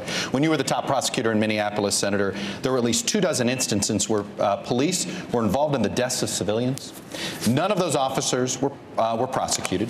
You did prosecute a black teenager who was sentenced to life in prison, despite what are now serious doubts about the evidence. Now, the Minneapolis chapter of the NAACP has recently called for you to suspend your campaign over that case because some new evidence has come out since. Big picture, why should black and Latino voters trust your judgment now if it appears you may have gotten it wrong then? First, I'll start with that case. It is very clear that any evidence, if there is new evidence, even old evidence, it should be reviewed by that office and by the county attorney. That must happen. I have called for that review. This was a case involving an 11-year-old African-American girl named Taisha Edwards who was shot doing her homework at her kitchen table. 3 people were convicted. One of the cases is the one that is being was investigated by a journalist, and I think it's very important that that evidence come forward. In terms of the police shootings that you noted, those went to a grand jury, every single one of them, and I've made very clear for months now that, like so many prosecutors, I think those cases, in my time, they were all going to the grand jury. It was thought that was the best way to handle them in many jurisdictions. You should have spoke up? You didn't speak up at the time, should you? I actually did speak up on something very similar, and that was when our police chief in Minneapolis tried to take the investigations of police shootings into his own hands, and I strongly said I disagreed with that. Now I do believe also that a prosecutor should make those decisions herself. And the last thing I will say, because you asked the question about voting, I have the support of African Americans in my community in every election. I had strong support and strong support of leadership, and that's because I earned it. And this is going to be on me to earn it. You earn it with what you stand for when it comes to equal opportunity. You earn it with the work that I have done, the leadership I've shown on voting rights. And yes, you earn it with the work that must be done on criminal justice reform. I want to talk about transparency here because many Democrats, including most of you on stage, have criticized President Trump for his lack of transparency. But Senator Sanders, when you were here in Las Vegas in October, you were hospitalized with a heart attack. Afterwards, you pledged to make, quote, all your medical records public. You've released 3 letters from your doctors, but you now say you won't release anything more. What happened to your promise of full transparency? Well, I think we did. Let me tell you what happened. First of all, you're right. And thank you, Las Vegas, for the excellent medical care I got in the hospital 2 days. And I think the one area maybe the Mayor Bloomberg and I share, you have 2 stents as well. All right. 25 years ago. Well, we both have 2 stents. It's a procedure that it's done about 1 million times a year. So we released the full report of that heart attack. Second of all, we released the full, my whole 29 years in the Capitol, the attending physician, all of my history, medical history. And furthermore, we released reports from 2 leading Vermont cardiologists who described my situation, and by the way, who said Bernie Sanders is more than able to deal with the stress and the vigor of being president of the United States. Hey, follow me around the campaign trail, 3, 4, 5 events a day. See how you're doing compared to me. Look. Mayor Buttigieg, you've been critical about transparency on this stage and people needing to do better. Is that response from Senator Sanders enough for you? No, it's not, because first of all, let me say we're all delighted that you are in fighting shape. And at the same time, transparency matters, especially living through the Trump era. Now, under President Obama, the standard was that the president would release full medical records, do a physical, and release the readout. I think that's the standard that we should hold ourselves to as well. Now, President Trump lowered that standard. He said just a letter from a doctor is enough, and a lot of folks on this stage are now saying that's enough. But I am certainly prepared to get a physical, put out the results. I think everybody here should be willing to do the same. But I'm actually less concerned about the lack of transparency on Sanders' personal health than I am about the lack of transparency on how to pay for his health care plan, since he said that it's impossible to even know how much it's going to cost. And even after raising taxes on everybody making $29,000, there is still a multi-trillion-dollar hole. Matter of fact, if you add up his policies altogether, they come to $50 trillion. He's only explained $25 trillion worth of revenue, which means that the hole in there is bigger than the size of the entire economy of the United States. The time has come to level with the American people on matters personal and on matters of policy. Thank you, Senator Sanders. Quickly. Let's level. All right, let's level, Pete. Under your plan, which is a maintenance continuation of the status quo, can I finish? The average American today is paying $12,000 a year. That's what that family is paying. 20% of a $60,000 income, $12,000 a year. Highest prices in the world for prescription drugs. Just the other day, a major study came out from Yale epidemiologists in Lancet, one of the leading medical publications in the world. What they said, my friends, is Medicare for All will save $450 billion a year.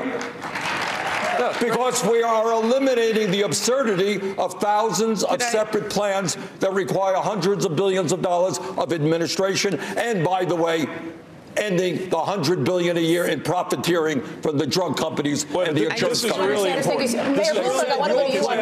My plan is the status quo, and that's false. Look, if my plan is the status quo, why was it attacked by the insurance industry the moment it came out? And on issue after issue after issue, this is what Senator Sanders is saying. If you're not with him, if you're not all the way on his side, then you must be for the status quo. Well, you know what? That is a picture that leaves most of the American people out. I want to go to Mayor Bloomberg on this transparency issue. Very briefly on transparency, Mayor Bloomberg, your campaign has said that you would eventually release your tax records when it comes to transparency. But people are already voting now. Why should Democratic voters have to wait? It just takes us a long time. Unfortunately or fortunately. Could I comment on that? Fortunately, I make a lot of money, and we do business all around the world, and we are preparing it. The number of pages will probably be in the thousands of pages. I can't go to TurboTax, but I put out my tax return every year for 12 years in City Hall. We will put out this one. It tells everybody everything they need to know about every investments that I make and where the money goes. And the biggest item is all the money I give away. And we list that, every single donation I make, and you can get that from our foundation anytime you want. Okay, yeah, I'm just looking at my husband in the front row that has to do our taxes all the time. We probably could go to TurboTax. And the point of this is I believe in transparency. I had a physical, by the way. It came out well. We might all be surprised if my blood pressure is lower than Mayor Pete's. That might really shock everyone out there. And I think you should release your records from your physical. Secondly, when it comes to tax returns, everyone up here has released their tax returns, Mayor. I think, and it is a major issue because the President of the United States has been hiding behind his tax returns, even when courts order him to come forward with those tax returns. And I think, I don't care how much money anyone has. I think it's great you got a lot of money, but I think you've got to come forward with your tax returns. Senator, I want to get to you in a second. Mayor Bloomberg, quick response to Senator Klobuchar. We're releasing them. They'll be out in a few weeks, and that's just as fast as I can do it. Remember, I only entered into this race 10 weeks ago. All of my associates here have been at this for a couple of years, and we did not. That's right. We have engaging with voters. Let me ask you about something else, Mr. Mayor, because Mayor Bloomberg, let me ask you about something else. And get it done. Senator Warren. Wish it were that simple. I'll let you get in here, but Mayor Bloomberg. It would save me a lot of money. Let me ask you about something else. Several former employees have claimed that your company was a hostile workplace for women. When you were confronted about it, you admitted making sexually suggestive remarks, saying, quote, "That's the way I grew up." In a lawsuit in the 1990s, according to the Washington Post, one former female employee alleged that you said, quote, "I would do you in a second." Should Democrats expect better from their nominee? Let me say a couple things, and if I can have my full minute and a quarter, thank you. Tell you what I do in my company and my foundation and in city government when I was there.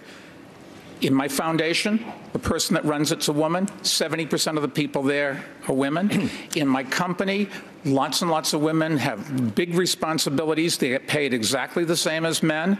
And in my in City Hall, the top person, my deputy mayor, was a woman, and 40% of our commissioners were women.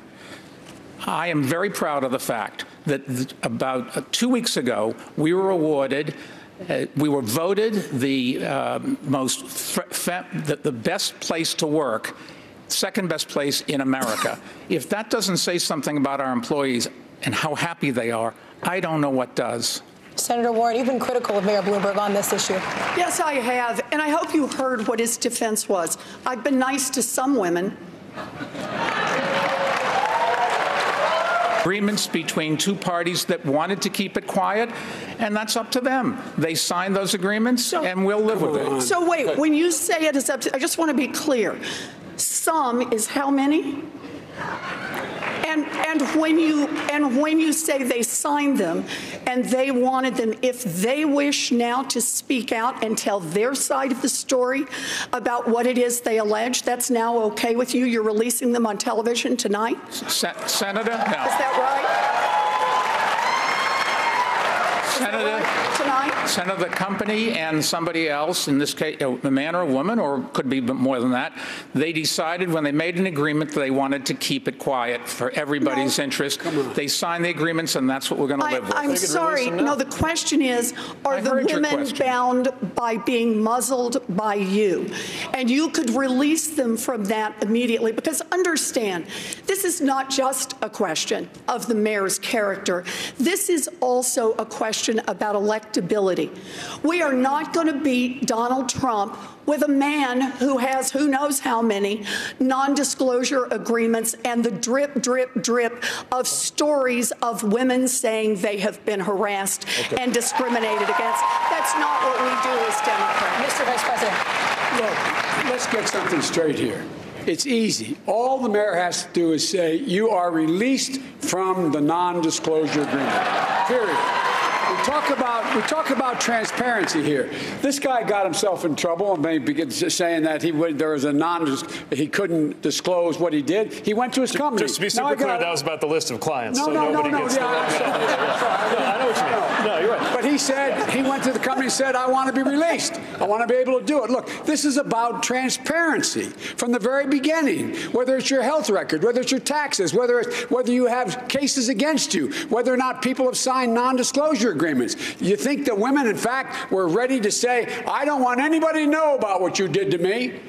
That's not how it works. The way it works is they say, look, this is what you did to me, and the mayor comes along and his attorney say, I will give you this amount of money if you promise you'll never say anything. That's how it works. Mayor Bloomberg, final word to you. I said we're not going to get to end these agreements because they were made consensually, and they have every right to expect that they will stay private. If they want to release it, they should be able to release themselves. Can I add a word to this? Say yes. You know, we talk about electability, and everybody up here wants to beat Trump. And we talked about stop and frisk, and we talked about the workplace that Mayor Bloomberg has established and the problems there. But maybe we should also ask how Mayor Bloomberg in 2004 supported George W. Bush for president, put money into Republican candidates for the United States Senate when some of us, Joe and I and others, were fighting for Democrats to control the United States Senate. And maybe we can talk about a billionaire saying that we should not raise the minimum wage, or that we should cut Social Security, Medicare, and Medicaid. If that's a way to beat Donald Trump, wow, I would be very surprised. Thank you, Senator. Vanessa, to you. Wait. Senator Klobuchar, You're running on your Washington experience, but last week in a Telemundo interview, you could not name the president of Mexico or discuss any of his policies. Last night, you defended yourself saying, quote, "This isn't jeopardy." But my question to you is, shouldn't our next president know more about one of our largest trading partners? Of course. Of course. And I don't think that momentary forgetfulness actually reflects what I know about Mexico and how much I care about it. And I first want to say greetings to President López Obrador. Secondly, what I meant by the game of Jeopardy is that I think we could all come up with things. You know, how many members are there in the Israeli Knesset? 120. Who is the president of Honduras? Hernandez. But when it comes to Mexico, I am the one person on this stage that came out first to say I was for the U.S. Mexican-Canadian trade agreement. That is going to be one of the #1 duties of a president. Senator Klobuchar, my colleague specifically asked you if you could name the president of Mexico, and your response was no. Yes, that's right. And I said that I made an error. I think having a president that maybe is humble and is able to admit that here and there maybe wouldn't be a bad thing. Mayor Buttigieg, if you could let me, a good response. If you could, yeah, look, I wouldn't liken this to trivia. I actually didn't know how many members were in the Knesset, so well, you got me there. But you're staking your candidacy on your Washington experience. You're on the committee that oversees border security. You're on the committee that does trade. You're literally in part of the committee that's overseeing these things. And we're not able to speak to literally the first thing about the politics of the country to ourselves. Are you trying to say that I'm dumb, or are you mocking me here, Pete?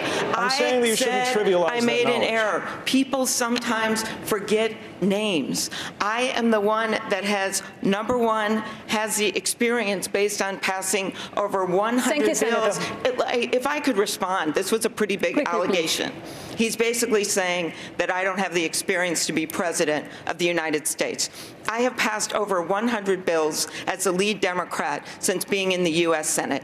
I am the one, not you, that has won statewide in congressional district after congressional district. And I will say, when you tried in Indiana, Pete, to run, what happened to you? You lost by over 20 points to someone who later lost to my friend Joe Donnelly. So don't tell me about experience. What unites us here is we want to win. Right. And I think we should put a proven winner in charge of the ticket. This is a race for president. This is a race for president. If winning a race for Senate in Minnesota translated directly to becoming president, I would have grown up under the presidency of Walter Mondale. This is different. And the reason that I think we need to talk about Washington experience is that we should ask what that experience has led to. Experience is, and certainly tenure is not always the same thing as judgment. If we're going to talk about votes in the Senate in Washington, let's talk about it. Let's talk about a major policy. Next question is my answers. Hello. Thank you. Senator Warren and Mayor Bloomberg, this question is for you. I want to talk about, and maybe this is appropriate here. Can I just defend Senator Klobuchar for a minute? This is not right. I understand that she forgot a name. It happens. It happens to everybody on this stage.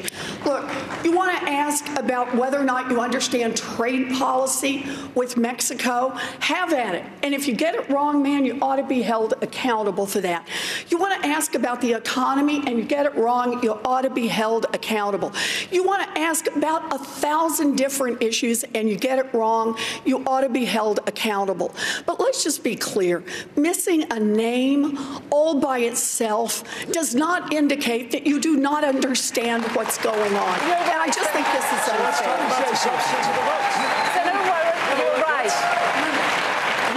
Senator Warren, you're right. But Senator Klobuchar could not discuss Mexican policy. Fair enough. I'm the only one who knows this man and met with him. I do have to respond. Come on, man. You have just invoked my name again, and I ask you to look at the interview I did directly after the forum which we went into great detail on Latin American policy. And I want to say one thing about Mayor Pete, where we just disagree. He was asked on a debate stage about the Mexican cartels, which are bad criminal organizations. He said that he would be open to classifying them as terrorist organizations. I actually don't agree with that. That is a very valid debate to have. I don't think that would be good for our security coordination with Mexico, and I think you got that wrong. Well, I've spent more time in Mexico than anybody. Can I get a chance to say something? Oh, hold on. Vice President. See, thank you. Look, I'm the only one who spent extensive hundreds of hours in Latin America. I've met with this president. I've met with the last president, the one before that. I've been deeply involved in making sure that we have a policy that makes more sense than this god-awful president we have now. I'm the guy that put together $750 million to provide help for those Latin American countries that are the reason why people are leaving, because there's nothing for them to stay for. I've spent hours and hours and hours. And so you want to talk about experience in Washington. It's good to know with whom you're talking. It's good to know what they think. It's good to know what you think. And it's good to be able to have a relationship. That's what it's about. All right. Well, we are clearly everybody's warmed up. We're going to take a short break and kick off the next hour with a topic many voters have said is top of mind, the climate crisis. We're back in a moment.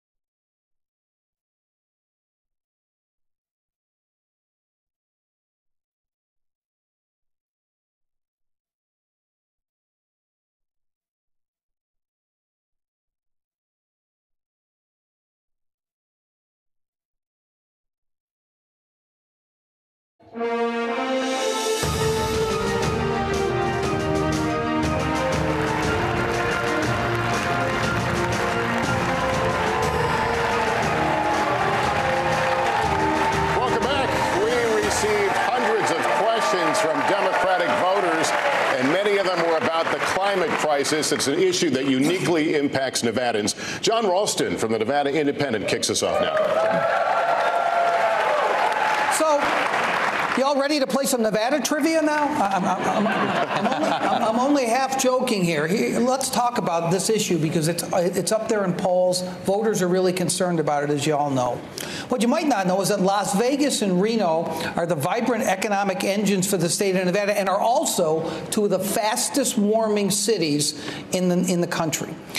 In certain months of the year, the heat is already an emergency situation for residents and for tourists walking up and down the Strip. So I'm going to start with you, Mr. Vice President. What specific policies would you implement that would keep Las Vegas and Reno livable, but also not hurt those economies? It is the existential threat that humanity faces, global warming.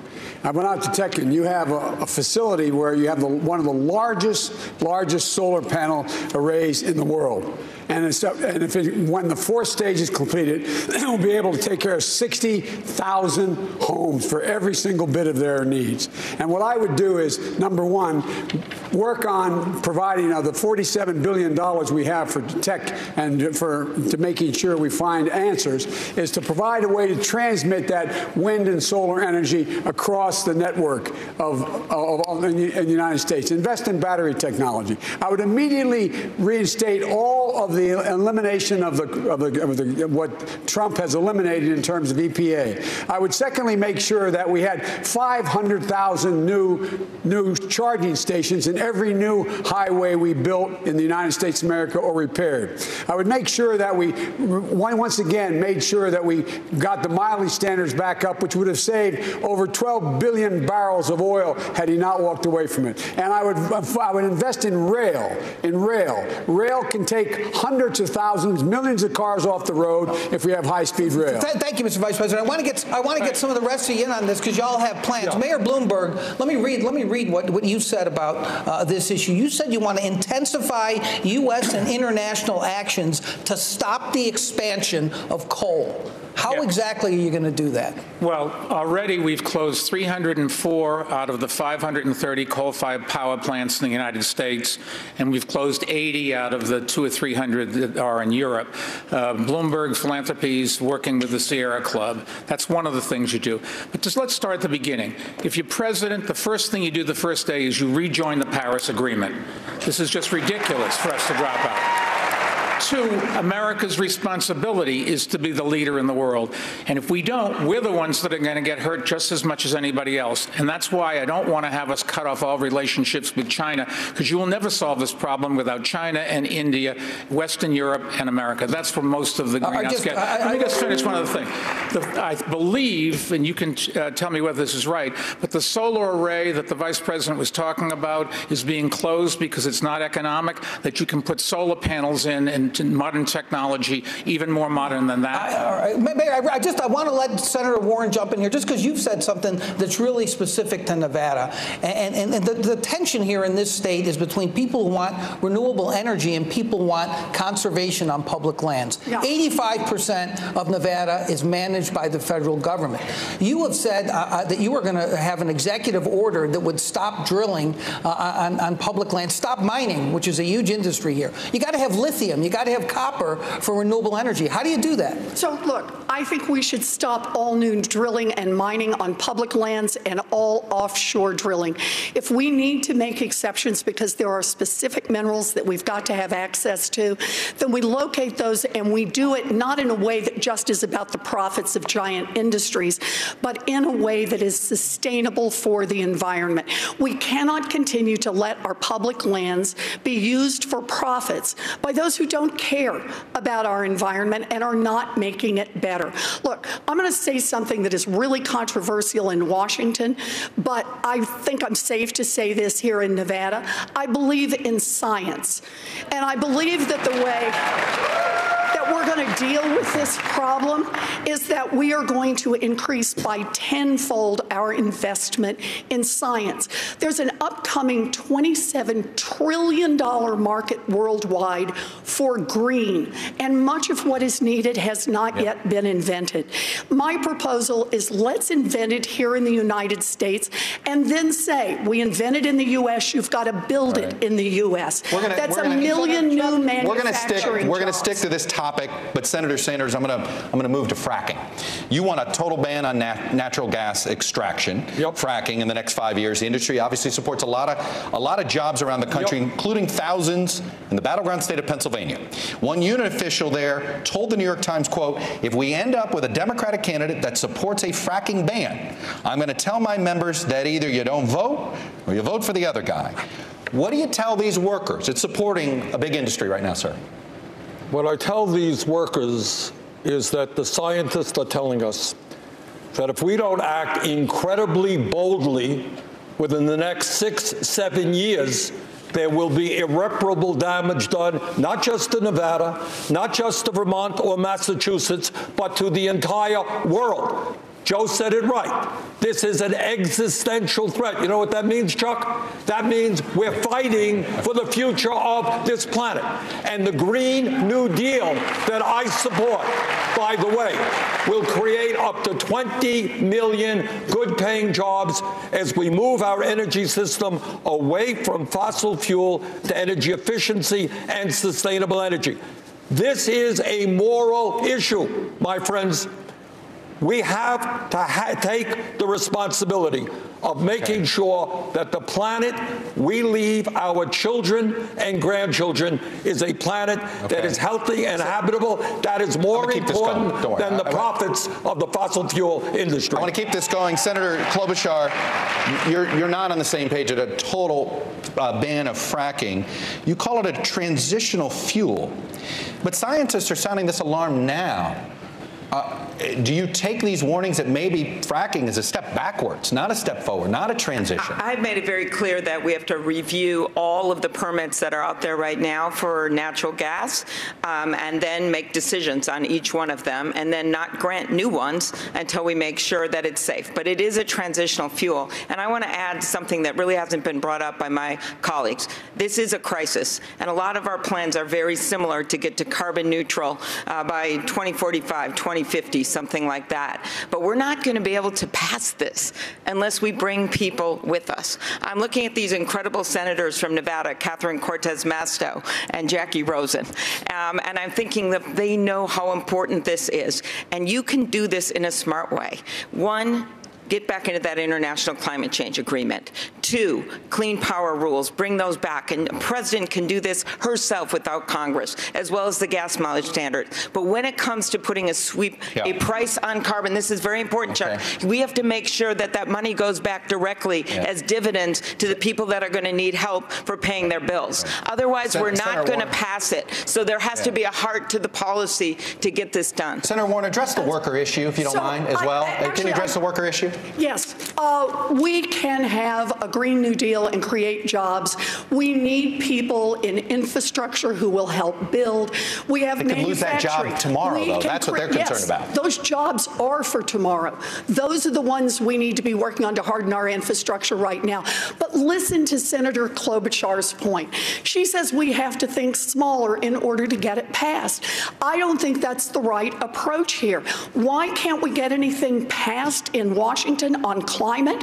Everyone understands the urgency, but we've got 2 problems.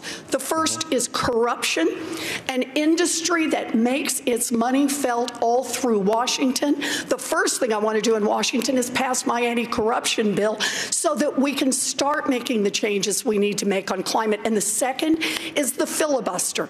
If you're not willing to roll back the filibuster, then you're giving the fossil fuel industry a veto. Thank you, Vanessa. All of the work. Senator, thank you. Vanessa's got the next question. Vice President Biden, you have said that you want to hold oil and gas executives accountable for their role in harming our planet. You have even suggested that you might put them in jail. Which companies are you talking about, and how far are you willing to go? I'm willing to go as far as we have to go. First of all, I would eliminate all the subsidies we have for oil and gas. Eliminate it, period. That would save millions and millions of billions of dollars. Number two, I think that any executive who is engaged in, and by the way, minority communities are the communities being most badly hurt by the way in which we deal with climate change. They are the ones who become the victims. That's where the asthma is. That's where the groundwater supply has been polluted. That's where, in fact, people, in fact, do not have the opportunity to be able to get away from everything from still asbestos in the walls of our schools. I have $1 trillion program for infrastructure. That will provide for thousands and thousands of new jobs, not $15 an hour, but $50 an hour plus benefits. Unions being able to do that. And what it does is it will change the nature. Look, here's the last point I want. I know my time's going to run out. Here's the last point I want to make to you. On day one, when I'm elected president, I'm going to invite all of the members of the Paris Accord to Washington, D.C. They make up 85% of the problem. They know me. I'm used to dealing with international relations. I will get them to up the ante Vice in a big President way. Biden, you didn't answer to my questions. I thought I did. What would you do with these companies that are responsible for the destruction of our planet?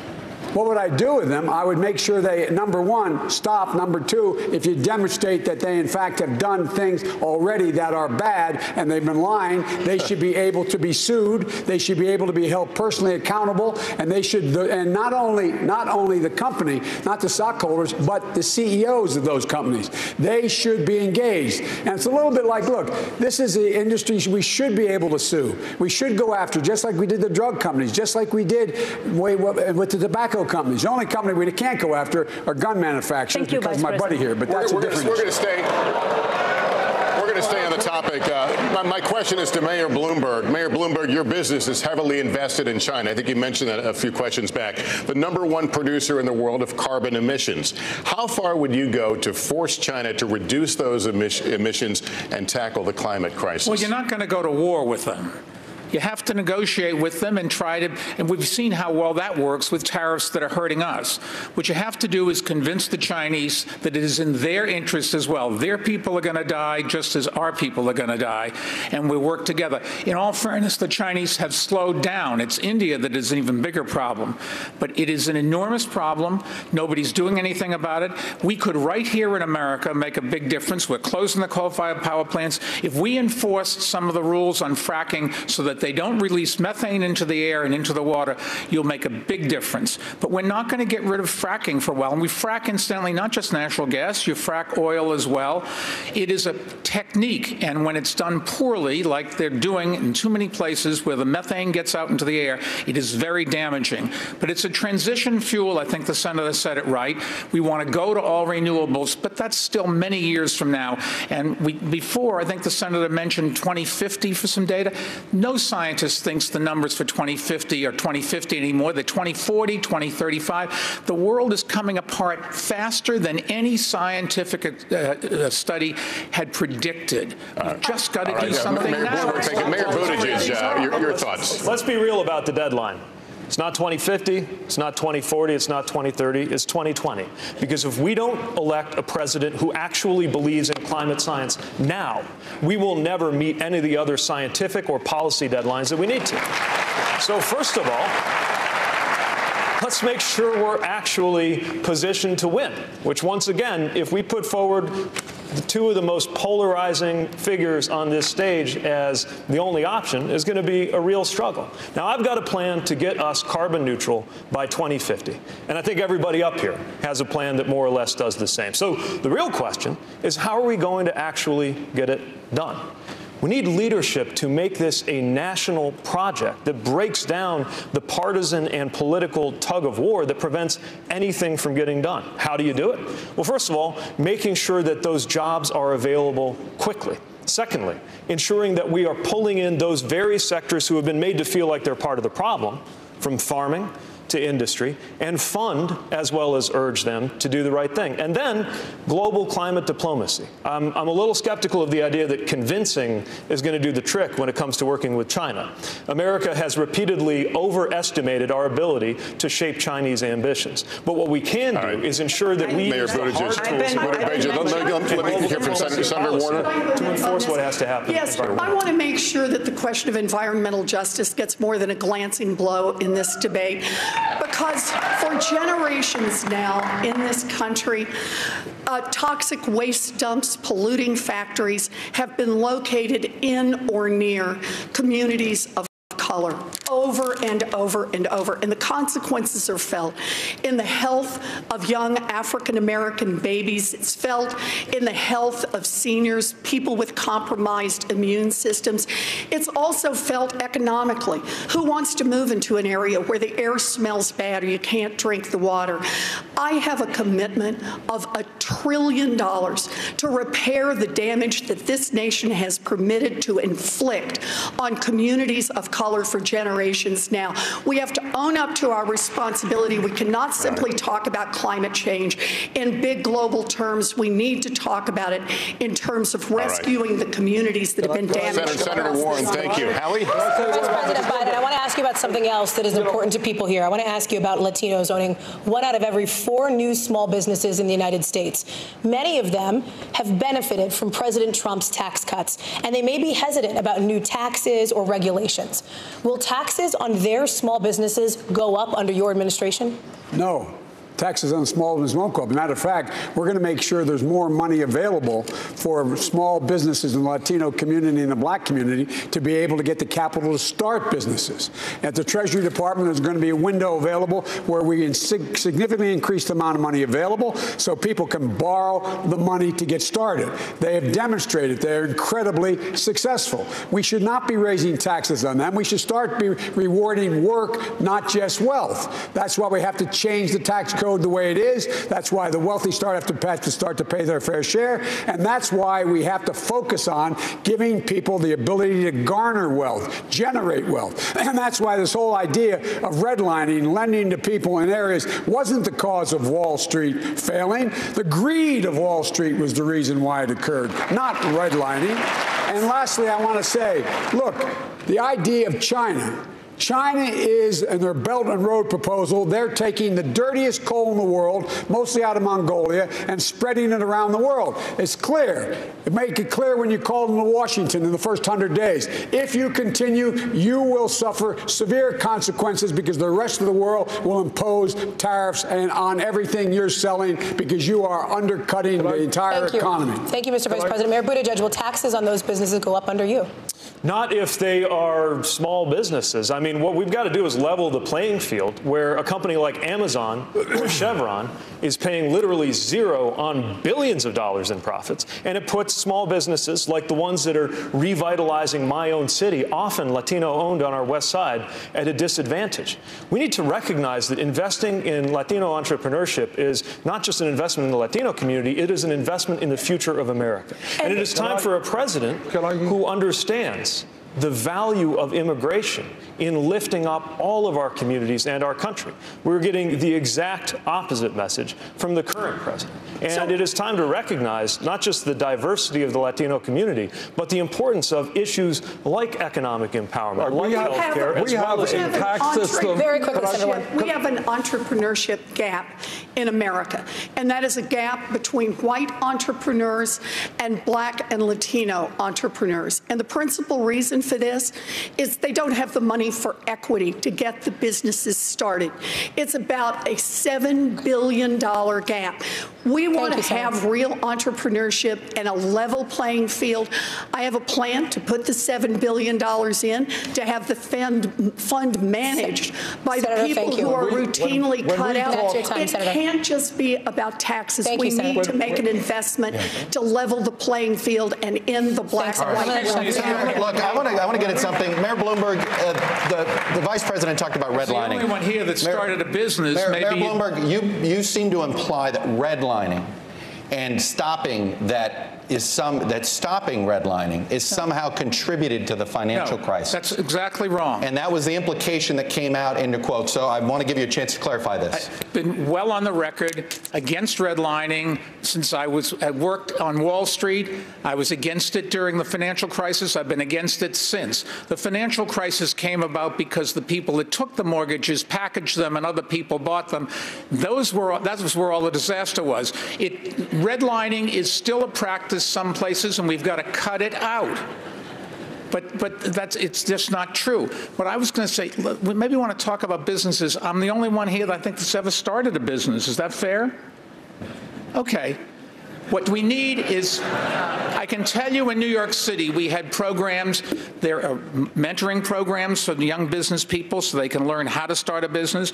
We had programs that could get them seed capital. We had programs to get branch banking in their neighborhoods, because if you don't have a branch bank there, you can't get a checking account. Can't get a checking account, you can't get a loan, you can't get a loan, you can't get a mortgage, then you don't have any wealth. There's ways to fix this, and it doesn't take trillions of dollars. It takes us to focus on the problem. Senator Sanders, 45 seconds, and we're going to move on.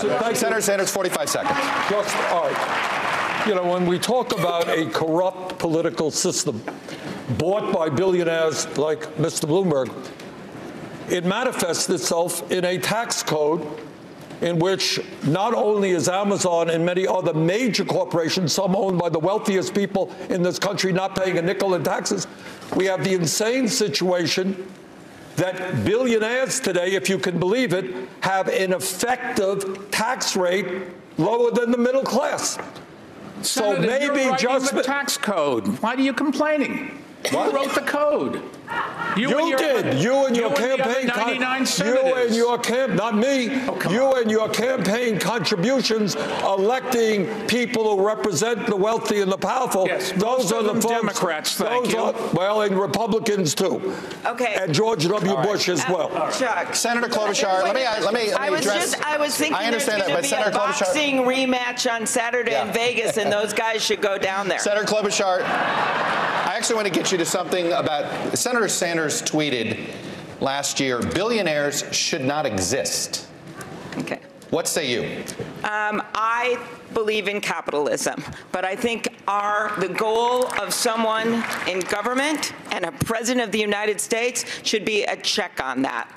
I'm not going to limit what people make, but I think right now our tax code is so tilted against regular people, and that is what's wrong. I was thinking of your question about small businesses. The small businesses I talk to, they have trouble getting employees because their employees don't have child care. We should have universal child care. And we have not been talking enough about Donald Trump. And let's just talk about Donald Trump, because he signed that tax bill that helped the wealthy, and he went down to Mar-a-Lago, and he said to all his friends, you just got a lot richer.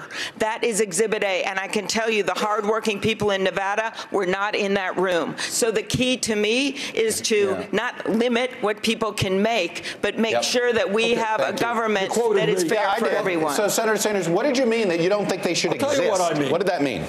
We have a grotesque and immoral distribution of wealth and income. Mike Bloomberg owns more wealth than the bottom 125 million Americans. That's wrong. That's immoral. That should not be the case when we got 500,000 people sleeping out on the streets, when we have kids who cannot afford to go to college, when we have 45 million people dealing with student debt. We have enormous problems facing this country, and we cannot continue seeing a situation where in the last 3 years, billionaires in this country saw an $850 billion increase in their wealth. Congratulations, Mr. Bloomberg. But the average American last year saw less than a 1% increase in his or her income. That's wrong. Mayor Bloomberg, should you exist? I can't speak for all billionaires. All I know is I've been very lucky, made a lot of money, and I'm giving it all away to make this country better. And a good chunk of it goes to the Democratic Party as well. Is it too much? Have you earned too much money? Has it been an obscene amount of? Should you have earned that much money? Yes. I worked very hard for it, and I'm giving it away. All right. Thank you. Hallie. Mayor Buttigieg, Senator Sanders Senator Sanders has a proposal that would require all large companies to turn over up to 20% of their ownership to employees over time. Is that a good idea? I think that employee ownership of companies is a great idea. I'm not sure it makes sense to command those companies to do it. If we really want to deliver less inequality in this country, then we got to start with the tax code. And we got to start with investments in how people are able to live the American dream, which is in serious decline. Matter of fact, last time I checked, the list of countries to live out the American dream, in other words, to be born at the bottom and come out at the top, we're not even in the top 10. Number one place to live out the American dream right now is Denmark. And as the, I think, lone person on this stage who's not a millionaire, let alone a billionaire, I believe that part of what needs to change is for the voices of the communities that haven't felt heard on Wall Street or in Washington to actually be brought to Capitol Hill. It's why I am building a politics designed around inclusion, designed around belonging, because the one thing that will definitely perpetuate the income inequality we're living with right now is for Donald Trump to be reelected because we polarized this country with the wrong nominee. Senator Sanders, it's your policy. That's to me, right? It is your policy. Thank you. It is my policy, and I'm very proud of that policy. All right? What we need to do to deal with this grotesque level of income and wealth inequality is make sure that those people who are working, you know what, Mr. Bloomberg, wasn't you who made all that money. Maybe your workers played some role in that as well. And it is important that those workers are able to share the benefits. Also, when we have so many people who go to work every day and they feel not good about their jobs, they feel like cogs in a machine. I want workers to be able to sit on corporate boards as well so they can have some say over what happens to their lives. Mayor Bloomberg, you own a large company. Would you support what Senator Sanders is proposing? Absolutely not. I can't think of ways that would make it easier for Donald Trump to get reelected than listening to this conversation. It's ridiculous. We're not going to throw out capitalism. We tried that. Other countries tried that. It was called communism, and it just didn't work. So let me make a proposal that will work, that has not only support from a majority of Democrats, but also from a majority of independents and a majority of Republicans. And that is a 2-cent wealth tax on all fortunes above $50 million. You hit $1 billion, you got to pay a few pennies more. This is a tax on the top 0.1% in America, and it permits us to start to restructure our economy. It means we can afford universal child care for every baby in this country age 0 to 5. It means we can have universal pre-K for every child in America. It means we can raise the wages of every child care worker and preschool teacher and stop exploiting the black and brown women who do this work. It means we can put $800 billion into our public schools, quadruple funding for Title I schools. And as a former special education teacher, we could fully fund IDEA so children with disabilities would get the full education they need. We could do college. We could put $50 billion into our historically black colleges and universities, and we could cancel student loan debt for 43 million Americans. Thank you. That's something a majority of Americans support, a 2-cent wealth tax. It is a question of values. Do we want to invest in Mr. Bloomberg, or do we want to invest in an entire generation of young Senator Sanders, the next question is for you.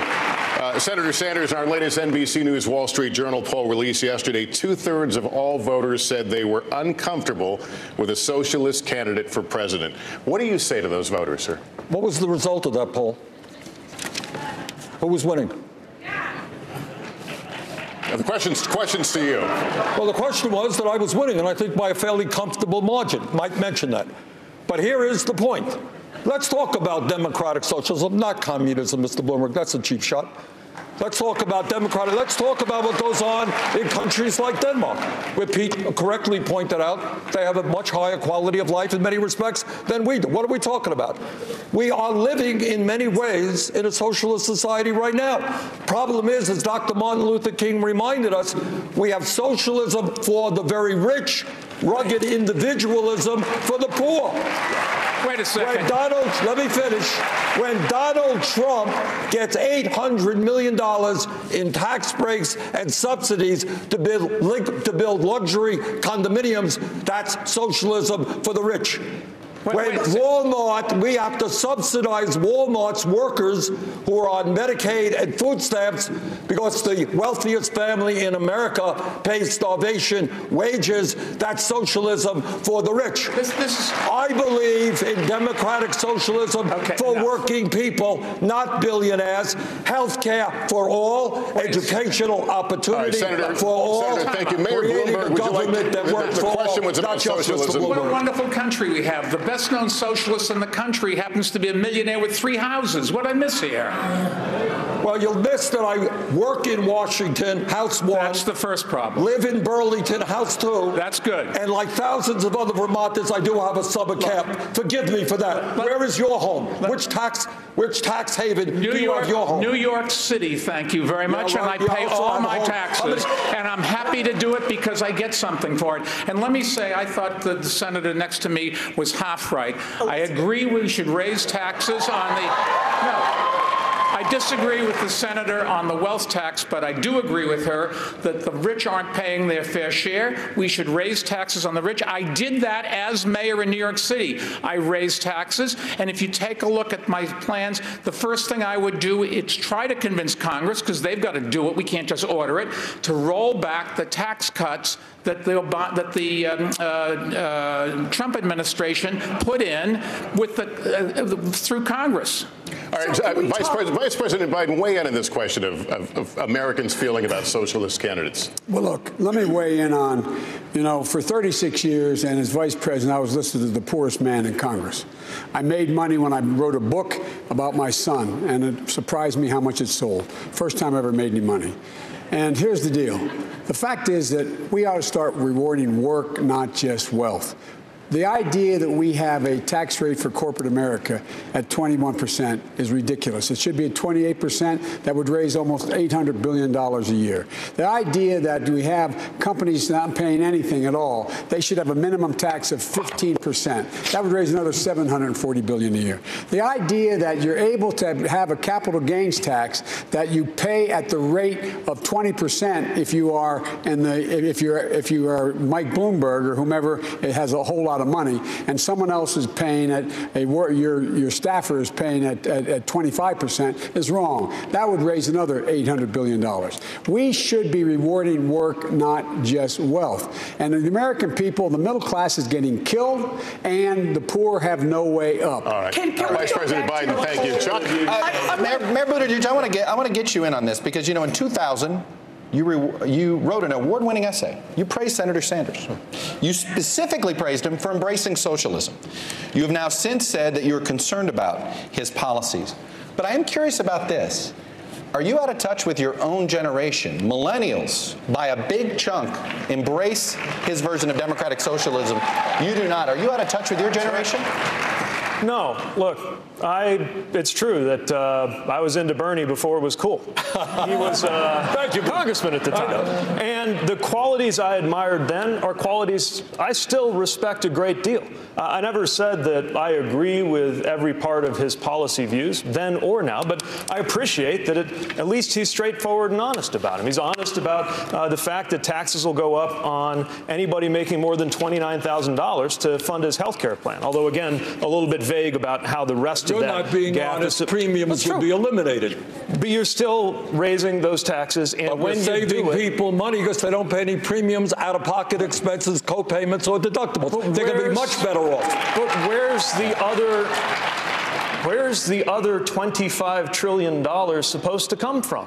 At a certain point, you got to do the math. Well, we got it all up there on the internet. It's a payroll tax. A payroll tax. No, but even after the payroll tax, you still have a because we have a wealth tax. Elizabeth has a good one. Ours is a little bit tougher on Mr. Bloomberg than hers. We're going to raise it in a progressive way, which deals with income and wealth inequality, and make certain, finally, that health care in this country is a human right, not a privilege. 45 seconds. Senator Warren, I'm just going to close it out here. You went out of your way. You went out of your way to call yourself a capitalist, to separate yourself from him. Why? Yes, because I am. Look, Democrats want to beat Donald Trump, but they are worried. They are worried about gambling on a narrow vision that doesn't address the fears of millions of Americans across this country who see real problems and want real change. They are worried about gambling on a revolution that won't bring along a majority of this country. Amy and Joe's hearts are in the right place, but we can't be so eager to be liked by Mitch McConnell that we forget how to fight the Republicans. Mayor Buttigieg has been taking money from big donors and changing his positions.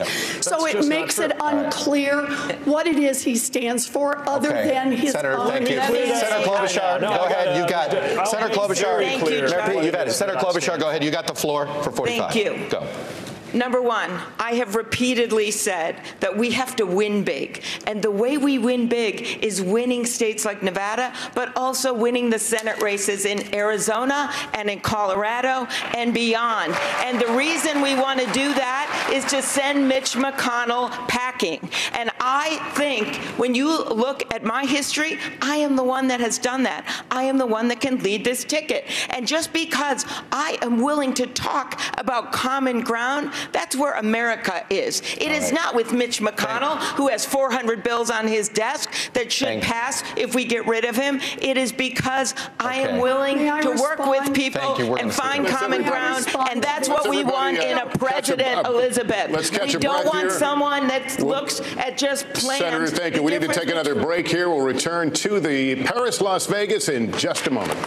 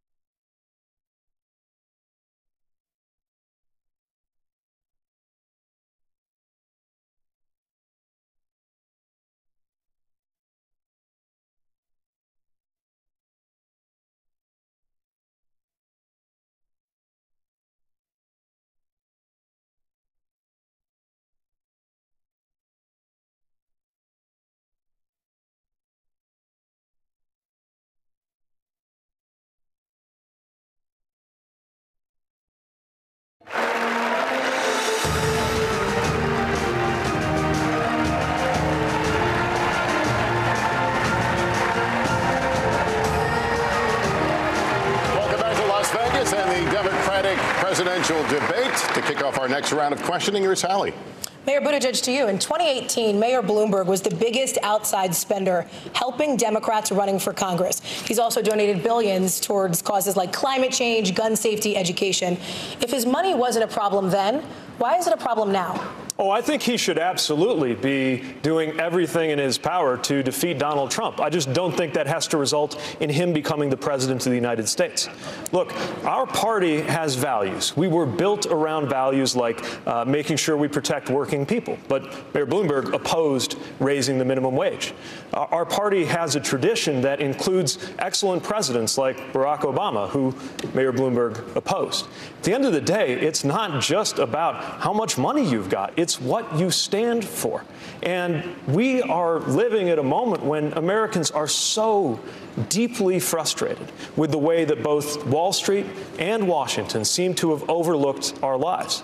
You know, the view from the porch of my one house in Indiana is that they can't even see us sometimes. And if we're going into the election of our lives against a president who rose to power by cynically exploiting the frustration of ordinary Americans feeling like leaders weren't speaking to them, then I think that turning to someone like Mayor Bloomberg, who thinks he can buy this election, is no better a way to succeed than turning to somebody like Senator Sanders, who wants to burn the House down. Mr. Vice President. You know, if you excuse the point of personal privilege, used to say, it was said that I was in the pocket of Mitch McConnell. I'm the only person on this stage that's beaten Mitch McConnell on 4 major cases. Let me finish. Let me finish. And Mitch McConnell, I've been the object of his affection and the president's affection. The way he's gone after me, this new Republican Party, after me, after my son, after my family. I don't need to be told I'm a friend of Mitch McConnell's. Mitch McConnell has been the biggest pain in my neck in a long, long time. And so that's number one. Number two, we have to have somebody who understands what it's like for ordinary people. Ordinary people come up. They have to understand, like my dad made that longest walk up a short flight of stairs, said, I don't have a job, honey. We have to move. You got to move with Grandpa. How long it took to buy a house. How long it took to get back in the game again. They have to understand the needs of ordinary people, and they are getting killed no matter what people say about this economy, how good it is. And the good part of the economy, it's only 60 seconds, not up yet. And the fact is that we are in a situation where you have the president making clear that he doesn't want any part of me being his opponent. He's spending $120